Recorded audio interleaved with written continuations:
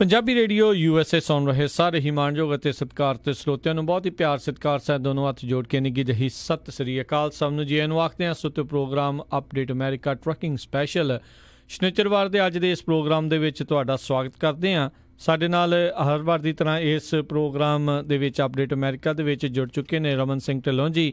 ਰਮਨ ਜੀ ਨਿੱਘੀ ਜੀ ਆਇਆਂ ਨੂੰ ਪਿਆਰ ਭਰੀ ਸਤਿ ਸ੍ਰੀ ਅਕਾਲ ਜੀ। ਸਤਿ ਸ੍ਰੀ ਅਕਾਲ ਜੀ, ਸਾਰੇ ਸੁਣਨ ਵਾਲਿਆਂ ਨੂੰ ਪਿਆਰ ਭਰੀ ਸਤਿ ਸ੍ਰੀ ਅਕਾਲ। ਸਾਡੇ ਅੱਜ ਦੇ ਪ੍ਰੋਗਰਾਮ ਅਪਡੇਟ ਅਮਰੀਕਾ ਨੂੰ ਸਪਾਂਸਰ ਕਰਦੇ ਨੇ ਖਾਲਸਾ ਇੰਸ਼ੋਰੈਂਸ ਏਜੰਸੀ ਵਾਲੇ, ਜਿਨ੍ਹਾਂ ਦੇ ਕੋਲੋਂ ਤੁਸੀਂ ਹਰ ਇੱਕ ਤਰੀਕੇ ਦੀ ਇੰਸ਼ੋਰੈਂਸ ਕਰਵਾ ਸਕਦੇ ਹੋ। ਇੰਸ਼ੋਰੈਂਸ ਬਾਰੇ ਪਤਾ ਕਰਨ ਲਈ ਕਾਲ ਕਰ ਸਕਦੇ ਹੋ ਨੰਬਰ 408-272-2500 ਦੇ ਉੱਤੇ। ਇਸ ਦੇ ਨਾਲ Santokh Singh, Paramjit Kaur Basi Fremont, Narjit Singh Kulwant Kaur Vadda Roseville, Manjit Singh Narinder Kaur Kular Clovis, Binder Dhaliwal Bakersfield, Jarnail Singh Johal Lynnwood, Gurcharan Singh Bakersfield, Stone Creek Park Bakersfield ਵਾਲੇ ਸਾਰੇ ਹੀ ਬਜ਼ੁਰਗ, ਦਰਸ਼ਨ ਸਿੰਘ ਸੇਖੋਂ ਬੇਕਸਫੀਲਡ, ਬੀਸਲਾ ਪਰਿਵਾਰ ਫਰੈਜ਼ਨੋ, ਅਮਰਜੀਤ ਸਿੰਘ ਸਟਾਕਟਨ, ਕਰਨੈਲ ਸਿੰਘ ਰੰਧਾਵਾ ਸੈਕਰਾਮੈਂਟੋ ਅਤੇ GoNAPTA.org ਵਾਲੇ ਆਪਣੇ ਪੰਜਾਬੀਆਂ ਦੀ ਨਾਰਥ ਅਮਰੀਕਾ ਦੀ ਪੰਜਾਬੀ ਟਰੱਕਿੰਗ ਐਸੋਸੀਏਸ਼ਨ, ਜਿਸ ਦੇ ਮੈਂਬਰ ਬਣਨ ਦੇ ਨਾਲ ਤੁਹਾਨੂੰ ਬਹੁਤ ਸਾਰੀਆਂ ਸਹੂਲਤਾਂ, ਬਹੁਤ ਸਾਰੇ ਡਿਸਕਾਊਂਟ ਮਿਲਦੇ ਹਨ। ਮੈਂਬਰ ਬਣਨ ਦੇ ਲਈ ਹੋਰ ਜਾਣਕਾਰੀ ਲਈ ਇਹਨਾਂ ਦੀ ਵੈਬਸਾਈਟ ਵਿਜ਼ਿਟ ਕਰੋ GoNAPTA.org ਦੇ ਉੱਤੇ। ਅਸੀਂ ਇਹਨਾਂ ਸਾਰਿਆਂ ਦਾ ਬਹੁਤ ਬਹੁਤ ਧੰਨਵਾਦ ਕਰਦੇ ਹਾਂ। ਜੇਕਰ ਤੁਸੀਂ ਜਾਂ ਕੋਈ ਹੋਰ ਕਾਰੋਬਾਰ ਇਸ ਪ੍ਰੋਗਰਾਮ ਨੂੰ ਸਪਾਂਸਰ ਕਰਨਾ ਚਾਹੁੰਦੇ ਹੋ, ਸੰਪਰਕ ਕਰੋ ਨੰਬਰ 408-722-7698 ਦੇ ਉੱਤੇ। ਅਤੇ ਹਰ ਵਾਰ ਦੀ ਤਰ੍ਹਾਂ ਰਮਨ ਜੀ, ਆਪਾਂ ਜਿਹੜੀ ਟਰੱਕਿੰਗ ਇੰਡਸਟਰੀ ਦੇ ਵਿੱਚ ਜੋ ਕੁਛ ਚੱਲ ਰਿਹਾ ਆ ਉਹਦੇ ਬਾਰੇ ਜਿਹੜੀਆਂ ਆਪਾਂ ਜਾਣਕਾਰੀਆਂ ਆਪਣੇ ਸਰੋਤਿਆਂ ਦੇ ਨਾਲ ਰੂਬਰੂ ਕਰਾਂਗੇ। ਅਤੇ ਸ਼ੁਰੂਆਤ ਜੇ ਰਮਨ ਜੀ ਆਪਾਂ ਕਰਦੇ ਜਾਈਏ ਤਾਂ ਕਹਿੰਦੇ 18,000 ਤੋਂ ਵੱਧ ਫਰੇਟਲਾਈਨਰ ਕਾਸਕੇਡੀਆ ਦੇ ਜਿਹੜੇ ਟਰੈਕਟਰ ਆ ਉਹਨਾਂ ਦੀ ਰੀਕਾਲ ਆਈ ਆ। ਹਾਂਜੀ ਜੀ, ਬਿਲਕੁਲ 18,105 ਜਿਹੜੇ ਕੈਸਕੇਡੀਆ ਨਵੇਂ ਆਏ ਆ, ਜਿਹੜੇ ਜਨਵਰੀ 2017 ਤੋਂ ਲੈ ਕੇ ਮਈ 19 2018 ਤੱਕ ਜਿਹੜੇ ਮੈਨੂਫੈਕਚਰ ਹੋਏ ਆ, ਇਹਨਾਂ ਦੀ ਰੀਕਾਲ ਆਈ ਹੈਗੀ ਹੈ। ਜਿਹੜੀ national highway traffic safety administration ਨੇ ਇਹ ਰੀਕਾਲ ਭੇਜੀ ਆ। ਤੇ ਇਹਦੇ ਵਿੱਚ ਰੀਕਾਲ ਹੈਗੀ ਆ ਕਿ ਜਿਹੜਾ ਉਹਦੇ ਵਿੱਚ ਬ੍ਰੇਕ ਦਾ ਕਲਿਪਰ ਹੈਗਾ ਆ ਉਹ ਪ੍ਰੋਬੇਬਲੀ ਸਹੀ ਢੰਗ ਨਾਲ ਟਾਈਟ ਨਹੀਂ ਕੀਤਾ ਗਿਆ। ਤੇ ਇਹਦੇ ਨਾਲ ਜਿਹੜਾ ਕਾਰਨ ਹੈਗਾ ਕਿ ਜਿਹੜੀ ਬ੍ਰੇਕ ਦੀ क्षमता ਆ ਜਾਂ ਬ੍ਰੇਕ ਲਾਉਣ ਦਾ ਜਿਹੜੀ ਆ ਉਹ ਘੱਟ ਜਾਂਦੀ ਆ ਤੇ ਕ੍ਰੈਸ਼ ਦੇ ਰਿਸਕ ਜਿਹੜੇ ਆ ਵੱਧ ਜਾਂਦੇ ਆ। ਸੋ ਡਾਇਮਲਰ ਕਾਰਪੋਰੇਸ਼ਨ ਜਿਹੜੀ ਕੈਸਕੇਡੀਆ ਬਣਾਉਂਦੀ ਆ ਪੇਰੈਂਟ ਕੰਪਨੀ ਜੀ, ਉਹਨਾਂ ਨੇ ਓਨਰਸ ਨੂੰ ਅਗਸਤ 13 ਤੱਕ ਜਿਹੜੇ ਆ ਇਹ ਨੋਟੀਫਾਈ ਕਰਨ ਨੂੰ ਕਿਹਾ ਆ। ਤੇ ਡੀਲਰਸ ਜਿਹੜੇ ਆ ਉਹਨਾਂ ਦੇ ਕੋਲ, ਜਿੱਥੋਂ ਡੀਲਰ ਤੋਂ ਤੁਸੀਂ ਟਰੱਕ ਬਾਏ ਕੀਤਾ ਉਹਨਾਂ ਕੋਲ ਜਾ ਕੇ ਤੇ ਉਹ ਜਿਹੜੇ ਆ ਕਲਿਪਰ ਮਾਊਂਟਿੰਗ ਬੋਲਟਸ ਆ ਉਹਨਾਂ ਨੂੰ ਉਹ ਟਾਈਟ ਕਰਨਗੇ ਜਾਂ ਦੇਖਣਗੇ ਵੀ ਉਹ ਉਹਨਾਂ 'ਚ ਕੋਈ ਪ੍ਰੋਬਲਮ ਤਾਂ ਨਹੀਂ ਹੈਗੀ। ਉਹ ਫ੍ਰੀ ਆਫ ਕਾਸਟ ਜਿਹੜੀ ਇਹ ਤੁਹਾਡੀ ਜਿਹੜੀ ਇਸ ਤਰ੍ਹਾਂ ਜਿਹੜੀ ਆ ਰੀਕਾਲ ਆ ਜਿਹੜੀ ਰੀਕਾਲ ਆ ਜਿਹੜੀ ਇਹਦੀ ਆਪਣੀ ਠੀਕ ਕਰਨਗੇ, ਸਰਵਿਸ ਕਰਨਗੇ, ਉਹ ਫ੍ਰੀ ਆਫ ਕਾਸਟ ਹੋਊਗੀ। ਤੇ ਜਿਹੜਾ ਡੈਮਲਰ ਨੇ ਅਬਾਊਟ 25% ਟਰੱਕ ਉਹਦੇ ਵਿੱਚੋਂ ਕਹੇ ਆ ਵੀ ਜਿਹੜੇ ਉਹਨਾਂ ਨੇ 18,105 ਟਰੱਕ ਕਹੇ ਆ, ਉਹ 'ਚੋਂ 25% ਦੀ ਜਿਹੜੀ ਡਿਫੈਕਟ ਉਹ ਜ਼ਰੂਰ ਹੈਗਾ ਆ। ਸੋ ਜੇ ਤੁਸੀਂ ਟਰੱਕ ਜਿਹੜਾ ਖਰੀਦਿਆ ਆ ਜਨਵਰੀ 2017 ਤੋਂ ਲੈ ਕੇ ਮਈ 19 2018 ਦੇ ਵਿੱਚ ਜੇ ਤੁਸੀਂ ਫਰੇਟ ਲਾਈਨਰ ਕੈਸਕੇਡੀਆ ਟਰੱਕ ਲਿਆ ਆ ਤੇ ਡੈਫੀਨੇਟਲੀ ਤੁਸੀਂ ਆਪਣੇ ਡੀਲਰ ਦੇ ਨਾਲ ਕੰਟੈਕਟ ਕਰੋ। ਤੇ ਮੈਂ ਉਹਨਾਂ ਦਾ ਨੰਬਰ ਵੀ ਦੇ ਸਕਦਾ ਆ। ਜਿਹੜਾ DTNA ਦਾ ਨੰਬਰ ਹੈਗਾ 800-547-0712 ਤੇ ਜਿਹੜਾ ਇਹਦਾ ਰੀਕਾਲ ਨੰਬਰ ਹੈਗਾ ਆ NHTSA ਦਾ ਰੀਕਾਲ ਨੰਬਰ ਹੈਗਾ 18V-Victor-411। ਸੋ ਇਹ ਨੰਬਰ ਦੇ ਕੇ ਤੁਸੀਂ national highway traffic safety administration ਨੇ ਇਹ ਨੰਬਰ ਜਾਰੀ ਕੀਤਾ ਹੈ ਇਹਦੇ ਸਿਲਸਿਲੇ ਦੇ ਵਿੱਚ। ਤੇ ਜਿਹੜਾ ਆਪਣਾ ਫਰੇਟ ਲਾਈਨਰ ਦਾ ਆਪਣਾ ਰੀਕਾਲ ਨੰਬਰ ਹੈਗਾ ਉਹ FL775 ਹੈਗਾ। ਸੋ ਇਹ ਨੰਬਰਾਂ ਨੂੰ ਤੁਸੀਂ ਦੱਸ ਕੇ ਜਿਹੜਾ ਰੀਕਾਲ ਦੀ ਜਿਹੜੀ ਆ ਉਹ ਆਪਣੇ ਟਰੱਕ ਦੀ ਜਿਹੜੀ ਪ੍ਰੋਬਲਮ ਹੈਗੀ ਆ ਉਹ ਉੱਥੇ ਸੋਲਵ ਕਰ ਸਕਦੇ। ਜੀ ਜੀ ਬਿਲਕੁਲ। ਸੋ ਇਹ ਬਹੁਤ ਸਾਰੇ ਸਰੋਤਿਆਂ ਨੇ ਇਸ ਨੂੰ ਲੈ ਕੇ ਕਈਆਂ ਦੇ ਜਿਹੜੇ ਹੋਰ ਵੀ ਸਵਾਲ ਜਿਹੜੇ ਹੋਣਗੇ। ਸੋ ਜਿੱਦਾਂ ਫੋਨ ਨੰਬਰ ਇਹਨਾਂ ਨੇ ਦਿੱਤਾ ਹੈ ਉਹਨਾਂ ਦਾ 1-800-547-0712 1-800-547-0712 ਦੇ ਉੱਤੇ ਕਾਲ ਕਰਕੇ ਤੁਸੀਂ ਇਨਫੋਰਮੇਸ਼ਨ ਲੈ ਸਕਦੇ ਹੋ। ਜਨਵਰੀ 2017 ਤੋਂ 19 ਮਈ 2018 ਦੇ ਦਰਮਿਆਨ ਜਿਨ੍ਹਾਂ ਨੇ ਫਰੇਟ ਲਾਈਨਾਂ ਦੇ ਕਾਸਕੇਡੀਆ ਜਿਹੜੇ ਟਰੈਕਟਰ ਖਰੀਦੇ ਆ ਉਹਨਾਂ ਦੇ ਲਈ ਇਹ ਜਿਹੜੀ ਰੀਕਾਲ ਆ ਉਹ ਹੈਗੀ ਆ। ਸੋ ਜ਼ਰੂਰ ਜਿਹੜੇ ਜੇ ਜਾਓ ਅਤੇ ਇਹਦਾ ਕੋਈ ਟਾਈਮ ਪੀਰੀਅਡ ਵੀ ਜਿਹੜਾ ਹੈਗਾ ਵੀ ਇੰਨੇ ਸਮੇਂ ਦੇ ਵਿੱਚ ਕਰਾਉਣੀ ਆ, ਜਾਂ ਇਹਨਾਂ ਨੂੰ ਜਦੋਂ ਮਰਜ਼ੀ ਜਿੱਦਾਂ ਬਾਕੀਆਂ ਦਾ ਵੀ ਆਪਾਂ ਦੇਖਦੇ ਹਾਂ ਵੀ ਜਦੋਂ ਵੀ ਕਰਵਾਓ ਤੁਹਾਨੂੰ ਫ੍ਰੀ ਆਫ ਕਾਸਟ ਕਰਕੇ ਉਹਨਾਂ ਨੂੰ ਦੇਣੀ ਪੈਣੀ ਹੈ? ਜੀ ਇਹਦਾ ਟਾਈਮ ਪੀਰੀਅਡ ਨਹੀਂ ਕੋਈ ਵੀ ਹੁੰਦਾ, ਯੂਜ਼ਲੀ ਜਿੰਨੀ ਜਲਦੀ ਕਰਵਾ ਸਕਦੇ ਹਾਂ, ਕਿਉਂਕਿ ਇਹ ਜਿਹੜੀ ਡਿਫਾਲਟ ਹੈਗਾ ਇਹ ਤੁਹਾਡੇ ਬ੍ਰੇਕਿੰਗ ਸਿਸਟਮ ਦੇ ਨਾਲ ਕੰਸਰਨ ਹੈਗਾ। ਸੋ ਜਿਹੜਾ ਰਿਸਕ ਹੈ ਕ੍ਰੈਸ਼ ਰਿਸਕ ਕਾਫੀ ਜ਼ਿਆਦਾ ਹੋ ਜਾਂਦਾ ਜੇ ਬ੍ਰੇਕਾਂ ਨਾ ਲੱਗਣ।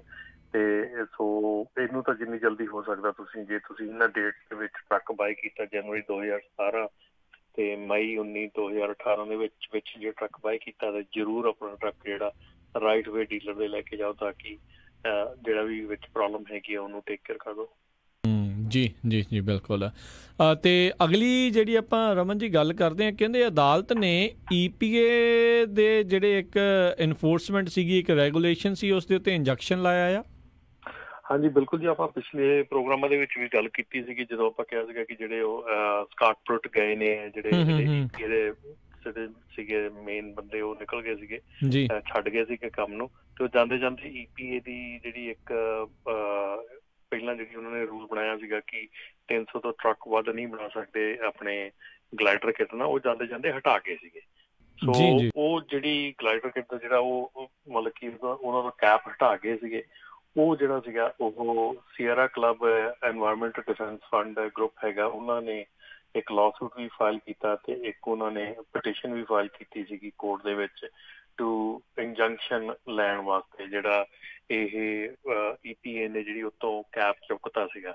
ਸੋ ਉਹ ਜਿਹੜੀ ਕੈਪ ਚੁੱਕਿਆ ਸੀਗਾ ਕਿ ਤੁਸੀਂ ਜਿੰਨੇ ਮਰਜ਼ੀ ਟਰੱਕ ਬਣਾ ਸਕਦੇ ਆ, ਕਿਉਂਕਿ ਇਹ ਜਿੰਨੇ ਟਰੱਕ ਬਣਦੇ ਆ ਇਹਦੇ ਨਾਲ ਗਲਾਈਡਰ ਕਿੱਟ ਦੇ ਨਾਲ, ਉਹ ਗ੍ਰੋਸ ਪੋਲਿਊਟਰ ਦੇ ਵਿੱਚ ਆਉਂਦੇ ਆ ਵੀ ਉਹ ਪੋਲਿਊਸ਼ਨ ਬਹੁਤ ਜ਼ਿਆਦਾ ਕਰਦੇ ਆ। ਤੇ ਇਹਦੇ ਵਿੱਚ ਬੇਸਿਕਲੀ ਗਲਾਈਡਰ ਕਿੱਟ ਨਾਲ ਜਿਹੜੇ ਬਣੇ ਟਰੱਕ ਉਹ ਇੱਦਾਂ ਹੁੰਦੇ ਆ ਵੀ ਉਹਨਾਂ ਦੇ ਵਿੱਚ ਉਹਦੀ ਚੈਸੀ ਨਵੀਂ ਆ, ਉਹਨਾਂ ਦੀ ਬਾਡੀ ਨਵੀਂ ਆ, ਤੇ ਵਿੱਚ ਇੰਜਣ ਉਹਨਾਂ ਨੇ ਪੁਰਾਣੇ ਰੀਮੈਨੂਫੈਕਚਰ ਕਰਕੇ ਰੱਖੇ ਆ, ਟਰਾਂਸਮਿਸ਼ਨ ਵੀ ਪੁਰਾਣੇ ਆ ਤੇ ਇੰਜਣ ਵੀ ਪੁਰਾਣੇ ਆ, ਰੀਮੈਨੂਫੈਕਚਰ ਕਰਕੇ ਰੱਖੇ ਆ ਜੀ। ਸੋ ਇਹ ਜਿਹੜੇ ਟਰੱਕ ਸੀਗੇ ਫਿਰ ਉਹਨਾਂ ਨੇ ਕੈਪ ਚੁੱਕਤਾ ਸੀਗਾ ਜਾਂਦੇ ਜਾਂਦੇ ਨੂੰ ਵੀ ਚਲੋ ਜਿੰਨੇ ਮਰਜ਼ੀ ਬਣਾ ਲਓ। ਤੇ ਫਿਰ ਇਹ ਕੋਰਟ ਨੇ ਜਿਹੜਾ ਇੰਜੰਕਸ਼ਨ ਲਾਤੀ ਉਹਨਾਂ ਦੇ ਜਿਹੜੀਆਂ ਆਪਣੀ ਐਨਵਾਇਰਨਮੈਂਟਲ ਪ੍ਰੋਟੈਕਸ਼ਨ ਏਜੰਸੀ ਹੈਗੀ ਆ, ਇਹਨਾਂ ਦੀ ਜਿਹੜੀ ਉਹ ਉਹਨਾਂ ਨੇ ਚੁੱਕਿਆ ਸੀਗਾ ਉੱਥੋਂ ਇਹ ਡਿਸੀਜ਼ਨ ਲਿਆ ਸੀਗਾ ਵੀ ਜਿੰਨੇ ਮਰਜ਼ੀ ਬਣਾਉਣ, ਉਹਨੂੰ ਉਹਨਾਂ ਨੇ ਹੋਲਡ ਤੇ ਪਾਤਾ। ਸੋ ਉਹਨਾਂ ਨੇ ਇੰਜੰਕਸ਼ਨ ਲੱਗੀ ਆ ਜਿਹੜੀਆਂ ਕਿ ਐਨਵਾਇਰਨਮੈਂਟਲ ਜਿਹੜੀ ਪ੍ਰੋਟੈਕਸ਼ਨ ਕਰਦੇ ਐਕਟਿਵਿਸਟ ਗਰੁੱਪ ਹੈਗੇ ਆ, ਉਹਨਾਂ ਦੀ ਕੋਅਲੀਸ਼ਨ ਨੇ ਮੋਸ਼ਨ ਜਿਹੜਾ ਫਾਈਲ ਕੀਤਾ ਸੀਗਾ, ਜਿਹੜਾ 3 ਜੱਜਾਂ ਦੇ ਪੈਨਲ ਨੇ US courts of appeals in Washington DC ਦੇ ਵਿੱਚ ਜਿਹੜਾ 2-1 ਦੇ ਫੇਵਰ ਦੇ ਨਾਲ ਇਹ ਜਿਹੜਾ ਮੋਸ਼ਨ ਸੀਗਾ ਇਹ ਪਾਸ ਹੋ ਗਿਆ ਇਨ ਦਾ ਫੇਵਰ ਆਫ ਐਨਵਾਇਰਨਮੈਂਟਲ ਐਕਟਿਵਿਸਟ ਗਰੁੱਪ ਦੇ। ਸੋ ਇਸ ਕਰਕੇ ਇੱਥੇ ਜਿਹੜੀ ਇੰਜੰਕਸ਼ਨ ਹੋਣ ਲੱਗ ਗਈ ਆ। ਸੋ ਕੋਰਟ ਨੇ ਉਹਨਾਂ ਨੂੰ ਇਹ ਗੱਲ ਕਹੀ ਹੈ ਕਿ ਜਿੰਨੀ ਦੇਰ ਤੱਕ ਤੁਸੀਂ ਇਹਨੂੰ ਕਲੀਅਰ ਨਹੀਂ ਕਰਦੇ, ਜਿੰਨੀ ਦੇਰ ਤੱਕ ਇਹਨੂੰ ਤੁਸੀਂ ਇਹਦਾ ਜਿਹੜਾ ਲਾਅ ਸੂਟ ਹੈਗਾ ਉਹ ਕਲੀਅਰ ਨਹੀਂ ਹੁੰਦਾ, ਉਨੀ ਦੇਰ ਤੱਕ ਇਹ ਇੰਜੰਕਸ਼ਨ ਜਿਹੜੀ ਆ ਇਹ ਜਾਰੀ ਰਹੂਗੀ ਪੈਂਡਿੰਗ ਅੰਟਿਲ ਜਿਹੜੀ ਨੈਕਸਟ ਆਰਡਰ ਆਉਂਦਾ ਉਦੋਂ ਤੱਕ। ਠੀਕ ਹੈ ਜੀ। ਜੀ ਜੀ ਵੈਸੇ ਜਾਂਦੇ ਜਾਂਦੇ ਕਾਫੀ ਜਿਹੜੀ ਉਹ ਟਰਾਈ ਤਾਂ ਕਰ ਰਹੇ ਸੀ ਵੀ ਰੈਗੂਲੇਸ਼ਨਾਂ ਦੇ ਵਿੱਚ ਢਿੱਲ ਜਿਹੜੀ ਦੇਣਗੇ। ਵੈਸੇ ਵੀ ਜਦੋਂ ਦੀ ਟਰੰਪ ਐਡਮਿਨਿਸਟ੍ਰੇਸ਼ਨ ਆਈ ਹੈ ਉਹਨਾਂ ਨੇ ਕਿਹਾ ਵੀ ਸੀਗਾ ਕੋਈ ਵੀ ਇੱਕ ਨਵੀਂ ਰੈਗੂਲੇਸ਼ਨ ਲਿਆਉਣ ਦੇ ਲਈ ਕਹਿੰਦੇ ਸੀਗੇ ਵੀ 2 ਰੈਗੂਲੇਸ਼ਨਾਂ ਜਿਹੜੀਆਂ ਆ ਉਸ ਦਾ ਉਹ ਖਾਤਮਾ ਕਰਨਗੇ, ਫਿਰ ਨਵੀਂ ਇੱਕ ਰੈਗੂਲੇਸ਼ਨ ਜਿਹੜੀ ਲਿਆਉਣਗੇ। ਅਤੇ ਆਪਾਂ ਸਾਰੇ ਜਣੇ ਜਾਣਦੇ ਹਾਂ ਵੀ ਇਹਨਾਂ ਦੀ ਨੇੜਤਾ ਥੋੜ੍ਹੀ ਵੱਡੀਆਂ ਕੰਪਨੀਆਂ ਦੇ ਨਾਲ ਜਿਹੜੀ ਆਜ਼ਾਦੀ ਆ ਉਹਨਾਂ ਦੀ ਆਜ਼ਾਦੀ ਜਿਹੜੀ ਆ ਸੁਣਦੇ ਵੀ ਆ। ਸੋ ਰੈਗੂਲੇਸ਼ਨਾਂ ਘਟਾਉਣ ਦੇ ਵੱਲ ਨੂੰ ਜਿਹੜੇ ਆ ਉਹ ਹੈਗੇ ਆ। ਬਾਕੀ ਜਿਹੜੀਆਂ ਅਦਾਲਤਾਂ ਆ ਬਾਕੀ ਹੋਰ ਜਿਹੜੀਆਂ ਜਥੇਬੰਦੀਆਂ ਹੁੰਦੀਆਂ ਏਜੰਸੀਆਂ ਹੁੰਦੀਆਂ ਉਹ ਆਪੋ ਆਪਣੇ ਤਰੀਕੇ ਦੇ ਨਾਲ ਚੀਜ਼ਾਂ ਨੂੰ ਰੋਕਣ ਲਈ ਜਾਂ ਲਵਾਉਣ ਦੇ ਲਈ ਜਿਹੜੇ ਕੰਮ ਆ ਉਹ ਕਰੀ ਜਾ ਰਹੇ ਹੁੰਦੇ। ਬਿਲਕੁਲ ਜੀ ਬਿਲਕੁਲ। ਇੱਥੇ ਸਿਸਟਮ ਇੱਦਾਂ ਦਾ ਆ ਕਿ ਇੱਥੇ ਦੇ ਸਿਸਟਮ ਦੇ ਵਿੱਚ ਇਹ ਨਹੀਂ ਹੈਗਾ ਕਿ ਜਿਹੜੇ ਲਾਜ਼ ਹੈਗੇ ਆ ਉਹ ਬਿਲਕੁਲ ਇੱਕਦਮ ਹੀ ਪਾਸ ਹੋ ਜਾਂਦੇ ਆ ਇੱਦਾਂ ਹੋ ਜਾਂਦੇ। ਜਿਹੜੀਆਂ ਇੱਥੋਂ ਦੀਆਂ ਜਿਹੜੀਆਂ ਐਨਵਾਇਰਨਮੈਂਟਲ ਪ੍ਰੋਟੈਕਸ਼ਨ ਏਜੰਸੀਜ਼ ਹੈਗੀਆਂ ਜਾਂ ਉਹ ਜਿਹੜੀਆਂ ਕੋਅਲੀਸ਼ਨ ਕੰਮ ਕਰਦੀਆਂ, ਜਿਹੜੀਆਂ ਨੋਨ ਪ੍ਰੋਫਿਟ ਏਜੰਸੀਜ਼ ਇਕੱਠੀਆਂ ਹੋ ਕੇ ਕੰਮ ਕਰਦੀਆਂ ਆ, ਉਹ ਕਾਫੀ ਸਟਰੋਂਗ ਤੇ ਕਾਫੀ ਪਾਵਰਫੁਲ ਆ ਇਸ ਕੰਟਰੀ ਦੇ ਵਿੱਚ, ਤਾਂ ਕਿ ਕੋਈ ਵੀ ਜਿਹੜਾ ਨਜਾਇਜ਼ ਕਾਨੂੰਨ ਹੈ ਜੇ ਪਾਸ ਹੋ ਵੀ ਜਾਂਦਾ ਹੈ ਤਾਂ ਉਹਨੂੰ ਰੋਕਣ ਦਾ ਤਰੀਕਾ ਹੈ, ਉਹਨੂੰ ਕਰਨ ਦਾ ਤਰੀਕਾ। ਈਵਨ ਆਪਾਂ ਹੁਣ ਇਮੀਗ੍ਰੇਸ਼ਨ ਦੇ ਵਿੱਚ ਵੀ ਦੇਖਦੇ ਹਾਂ ਕਿ ਕਈ ਐਸੇ ਜਿਹੜੇ ਐਗਜ਼ੀਕਿਊਟਿਵ ਆਰਡਰ ਕੱਢੇ ਆ ਉਹਨਾਂ ਨੂੰ ਫਿਰ ਕੋਰਟ ਦੇ ਵਿੱਚ ਜਾ ਕੇ ਚੈਲੰਜ ਕਰਕੇ ਉਹਨਾਂ ਨੂੰ ਰੋਕ ਦਿੱਤਾ ਜਾਂਦਾ ਆ। ਸੋ ਇਹ ਨਹੀਂ ਹੈਗਾ ਕਿ ਬਿਲਕੁਲ ਬਲਾਈਂਡਲੀ ਨਹੀਂ ਸਾਰਾ ਕੁਛ ਹੁੰਦਾ। ਸੋ ਸਟਾਪ ਕਰਨ ਲਈ ਵੀ ਬਹੁਤ ਤਰੀਕੇ ਹੈਗੇ ਆ। ਜੀ ਜੀ ਜੀ ਰਮਨ ਜੀ, ਅਗਲੀ ਜਿਹੜੀ ਆਪਾਂ ਗੱਲ ਕਰੀਏ, ਕਹਿੰਦੇ FMCSA ਜਿਹੜੀ ਆ ਉਹ ਜਿਹੜਾ CSA ਜਿਹੜਾ ਆ ਉਸ ਨੂੰ ਓਵਰਹਾਲ ਕਰਨ ਦੇ ਲਈ ਜਿਹੜੇ ਆ ਪਲਾਨ ਆ ਉਹ ਲੈ ਕੇ ਆ ਸਕਦੀ ਆ, ਤੇ ਕਹਿੰਦੇ ਨਵੇਂ ਸਿਸਟਮ ਦੀਆਂ ਜਿਹੜੇ ਟੈਸਟ ਆ ਜਲਦੀ ਸ਼ੁਰੂ ਹੋਣਗੇ।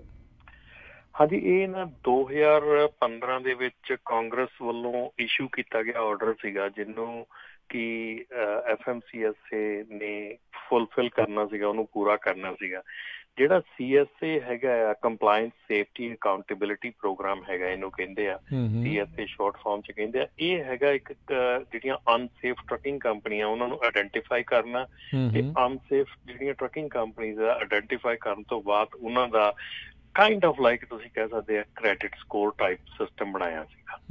ਤੇ ਇਹ ਜਿਹੜਾ ਕ੍ਰੈਡਿਟ ਟਾਈਪ ਸਿਸਟਮ ਬਣਾਇਆ ਸੀਗਾ, ਜਦੋਂ ਇਹ ਲਾਗੂ ਕੀਤਾ ਸੀਗਾ ਤੇ ਬਹੁਤ ਜ਼ਿਆਦਾ ਇਹਦੀ ਜਿਹੜੀ ਆ ਟਰੱਕਿੰਗ ਕੰਪਨੀਜ਼ ਵੱਲੋਂ ਬੜੀ ਇਹਦੀ ਨਿਖੇਧੀ ਕੀਤੀ ਗਈ ਆ, ਬੜਾ ਇਹਦੀ ਆਪੋਜੀਸ਼ਨ ਕੀਤੀ ਗਈ, ਕਿਉਂਕਿ ਬੜਾ ਪਹਿਲੀ ਗੱਲ ਤੇ ਆ ਜ਼ਿਆਦਾਤਰ ਬੰਦਿਆਂ ਨੂੰ ਇਹ ਸਮਝ ਨਹੀਂ ਆਇਆ ਵੀ CSA ਦਾ ਸਕੋਰ ਜਿਹੜਾ ਕੰਪਲਾਇੰਸ ਸੇਫਟੀ ਅਕਾਊਂਟੇਬਿਲਿਟੀ ਪ੍ਰੋਗਰਾਮ ਦਾ ਜਿਹੜਾ ਸਕੋਰ ਕਰਦੇ ਆ, ਜਾਂ ਇਹਦਾ ਜਿਹੜਾ ਤੁਹਾਡੇ ਪੁਆਇੰਟਸ ਆਉਂਦੇ ਆ, ਉਹ ਸਮਝ ਨਹੀਂ ਸੀ ਆ ਰਹੇ, ਉਹ ਬੜੇ ਕੰਪਲੀਕੇਟਡ ਸੀਗੇ। ਤੇ ਕਈ ਵਾਰੀ ਹੁੰਦਾ ਸੀਗਾ ਕਿ ਬੜੀਆਂ ਛੋਟੀਆਂ ਪ੍ਰੋਬਲਮਾਂ ਕਰਕੇ ਉਹ ਜਿਹੜਾ ਸੀ ਸਕੋਰ ਬਹੁਤ ਹਾਈ ਚਲਾ ਜਾਂਦਾ ਸੀਗਾ।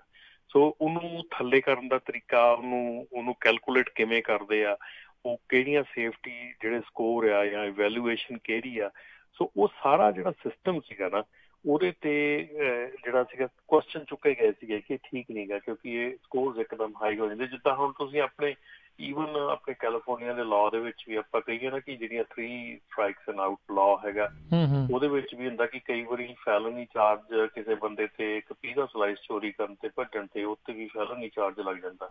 ਸੋ ਹੁਣ ਏਦਾਂ ਦੇ 2-3 ਛੋਟੇ ਫੈਲਨੀ ਚਾਰਜ ਲੱਗ ਜਾਣ ਤੇ ਉਹ ਬੰਦਾ ਲਾਈਫ ਟਾਈਮ ਲਈ ਅੰਦਰ ਚਲਾ ਜਾਂਦਾ, ਤੇ ਜੇ ਉਹ ਦੇਖਿਆ ਜਾਵੇ ਵੀ ਇਹ ਤਾਂ ਹੈ ਤਾਂ ਕੁਛ ਵੀ ਨਹੀਂ ਸੀਗਾ, ਤੇ ਜਿਹੜੀ ਉਹ ਲਾਈਫ ਟਾਈਮ ਚਲਾ ਗਿਆ।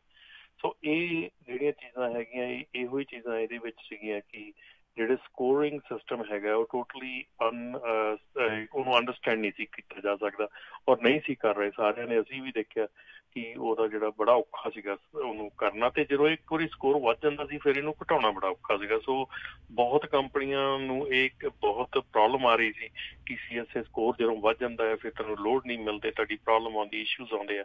ਸੋ ਇਸ ਚੀਜ਼ ਨੂੰ ਉਹਨਾਂ ਨੇ 2015 ਦੇ ਵਿੱਚ ਜਦੋਂ ਇਹਨੂੰ ਕਿਹਾ ਸੀਗਾ ਕਿ ਇਹਨੂੰ ਦੁਬਾਰਾ ਜਿਹੜਾ ਆ ਰੀਵਿਜ਼ਿਟ ਕੀਤਾ ਜਾਵੇ, ਇਹਨੂੰ ਦੁਬਾਰਾ ਦੇਖਿਆ ਜਾਵੇ, ਤੇ ਉਹ ਇੱਕ ਹੁਣ ਛੋਟੇ ਸਕੇਲ ਦੇ ਉੱਤੇ ਜਿਹੜਾ ਸਤੰਬਰ ਦੇ ਵਿੱਚ ਜਿਹੜੀ ਆਪਣੀ FMCSA ਹੈਗੀ ਆ, ਉਹ ਇੱਕ ਛੋਟਾ ਪ੍ਰੋਗਰਾਮ, ਛੋਟੇ ਸਕੇਲ ਦੇ ਉੱਤੇ ਇੱਕ ਪ੍ਰੋਗਰਾਮ ਜਿਹੜਾ ਉਹਨਾਂ ਨੇ ਦੁਬਾਰਾ ਉਲੀਕਿਆ, ਉਹਨੂੰ ਦੁਬਾਰਾ ਚਾਲੂ ਕਰਨ ਜਾ ਰਹੀ ਆ।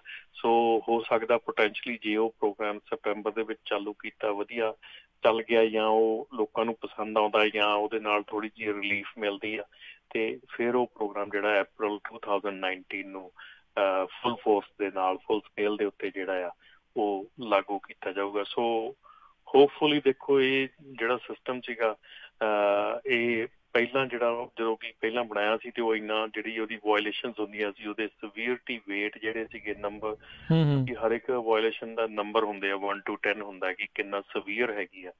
ਸੋ ਉਹਦੀ ਕੈਲਕੂਲੇਸ਼ਨ ਜਿਹੜਾ ਮੈਜਰ ਸੀਗਾ ਉਹ ਸਮਝ ਨਹੀਂ ਸੀ ਆਉਂਦਾ ਵੀ ਇਹ ਕਿੱਦਾਂ ਕੈਲਕੂਲੇਟ ਕੀਤਾ ਗਿਆ, ਵੀ ਆਹ ਟਿਕਟ ਮਿਲੀ ਆ, ਇਹਦੇ 8 ਪੁਆਇੰਟ ਦਿੱਤੇ ਆ, ਪਰ ਕਿਉਂ ਦਿੱਤੇ 8 ਪੁਆਇੰਟ, ਇਹਦੇ 7 ਕਿਉਂ ਨਹੀਂ ਆ, 6 ਕਿਉਂ ਨਹੀਂ। ਸੋ ਉਹ ਸਿਸਟਮ ਨਹੀਂ ਸੀ ਸਮਝ ਆਇਆ ਕਿਸੇ ਨੂੰ ਵੀ ਚੰਗੀ ਤਰ੍ਹਾਂ। ਸੋ ਇਸ ਕਰਕੇ ਜਿਹੜਾ ਆ ਇਹਨੂੰ ਰੀਵਿਜ਼ਿਟ ਕਰਕੇ ਤੇ ਹੁਣ ਇਹ ਸਤੰਬਰ ਦੇ ਵਿੱਚ ਛੋਟੇ ਸਕੇਲ ਤੇ ਇਹਨੂੰ ਲਾਗੂ ਕੀਤਾ ਜਾਊਗਾ। ਜੇ ਉਹ ਕਾਮਯਾਬ ਹੁੰਦਾ ਹੈ ਤਾਂ ਪੋਟੈਂਸ਼ੀਅਲੀ ਇਹਨੂੰ ਅਗਲੇ ਸਾਲ April ਦੇ ਵਿੱਚ ਫੁੱਲ ਸਕੇਲ ਦੇ ਨਾਲ ਇਹਨੂੰ ਲਾਗੂ ਫਿਰ ਕੀਤਾ ਜਾਊਗਾ।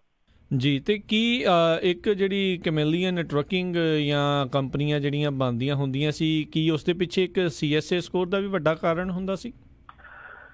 ਬਿਲਕੁਲ ਕਹਿ ਸਕਦੇ ਹਾਂ, ਕਿਉਂਕਿ ਜਦੋਂ ਹੁਣ ਇੱਕ ਕੰਪਨੀ ਦਾ ਸਕੋਰ ਜਿਹੜਾ ਆ ਆਊਟ ਆਫ ਕੰਟਰੋਲ ਹੋ ਜਾਂਦਾ ਆ, ਹੁਣ ਉਹ ਕਈ ਚੀਜ਼ਾਂ ਉਹਦੇ ਵਿੱਚ ਫੈਕਟਰ ਬਣਦੀਆਂ ਆ ਰਾਜ, ਕੀ ਜਿਹੜੀਆਂ ਆਪਣੀਆਂ ਈਵਨ ਅਸੀਂ ਹੁਣ ਸਾਡੇ ਜਿਹੜਾ NAPTA ਦੇ ਅੰਡਰ ਵੀ ਅਸੀਂ ਜਦੋਂ ਮੈਂਬਰਸ਼ਿਪ ਸਾਡੀ ਸਾਈਨ ਅਪ ਕਰਦਾ ਕੋਈ, ਉਦੋਂ ਵੀ ਅਸੀਂ ਉਹਨਾਂ ਦਾ ਜਿਹੜਾ ਸਕੋਰ ਆ ਉਹ ਚੈੱਕ ਕਰਦੇ ਆ, ਉਹਨਾਂ ਦੀ FMCSA ਸਾਈਟ ਤੇ ਉਹਨਾਂ ਦੀ ਸਾਰਾ ਕੁਝ ਚੈੱਕ ਹੁੰਦਾ ਆ।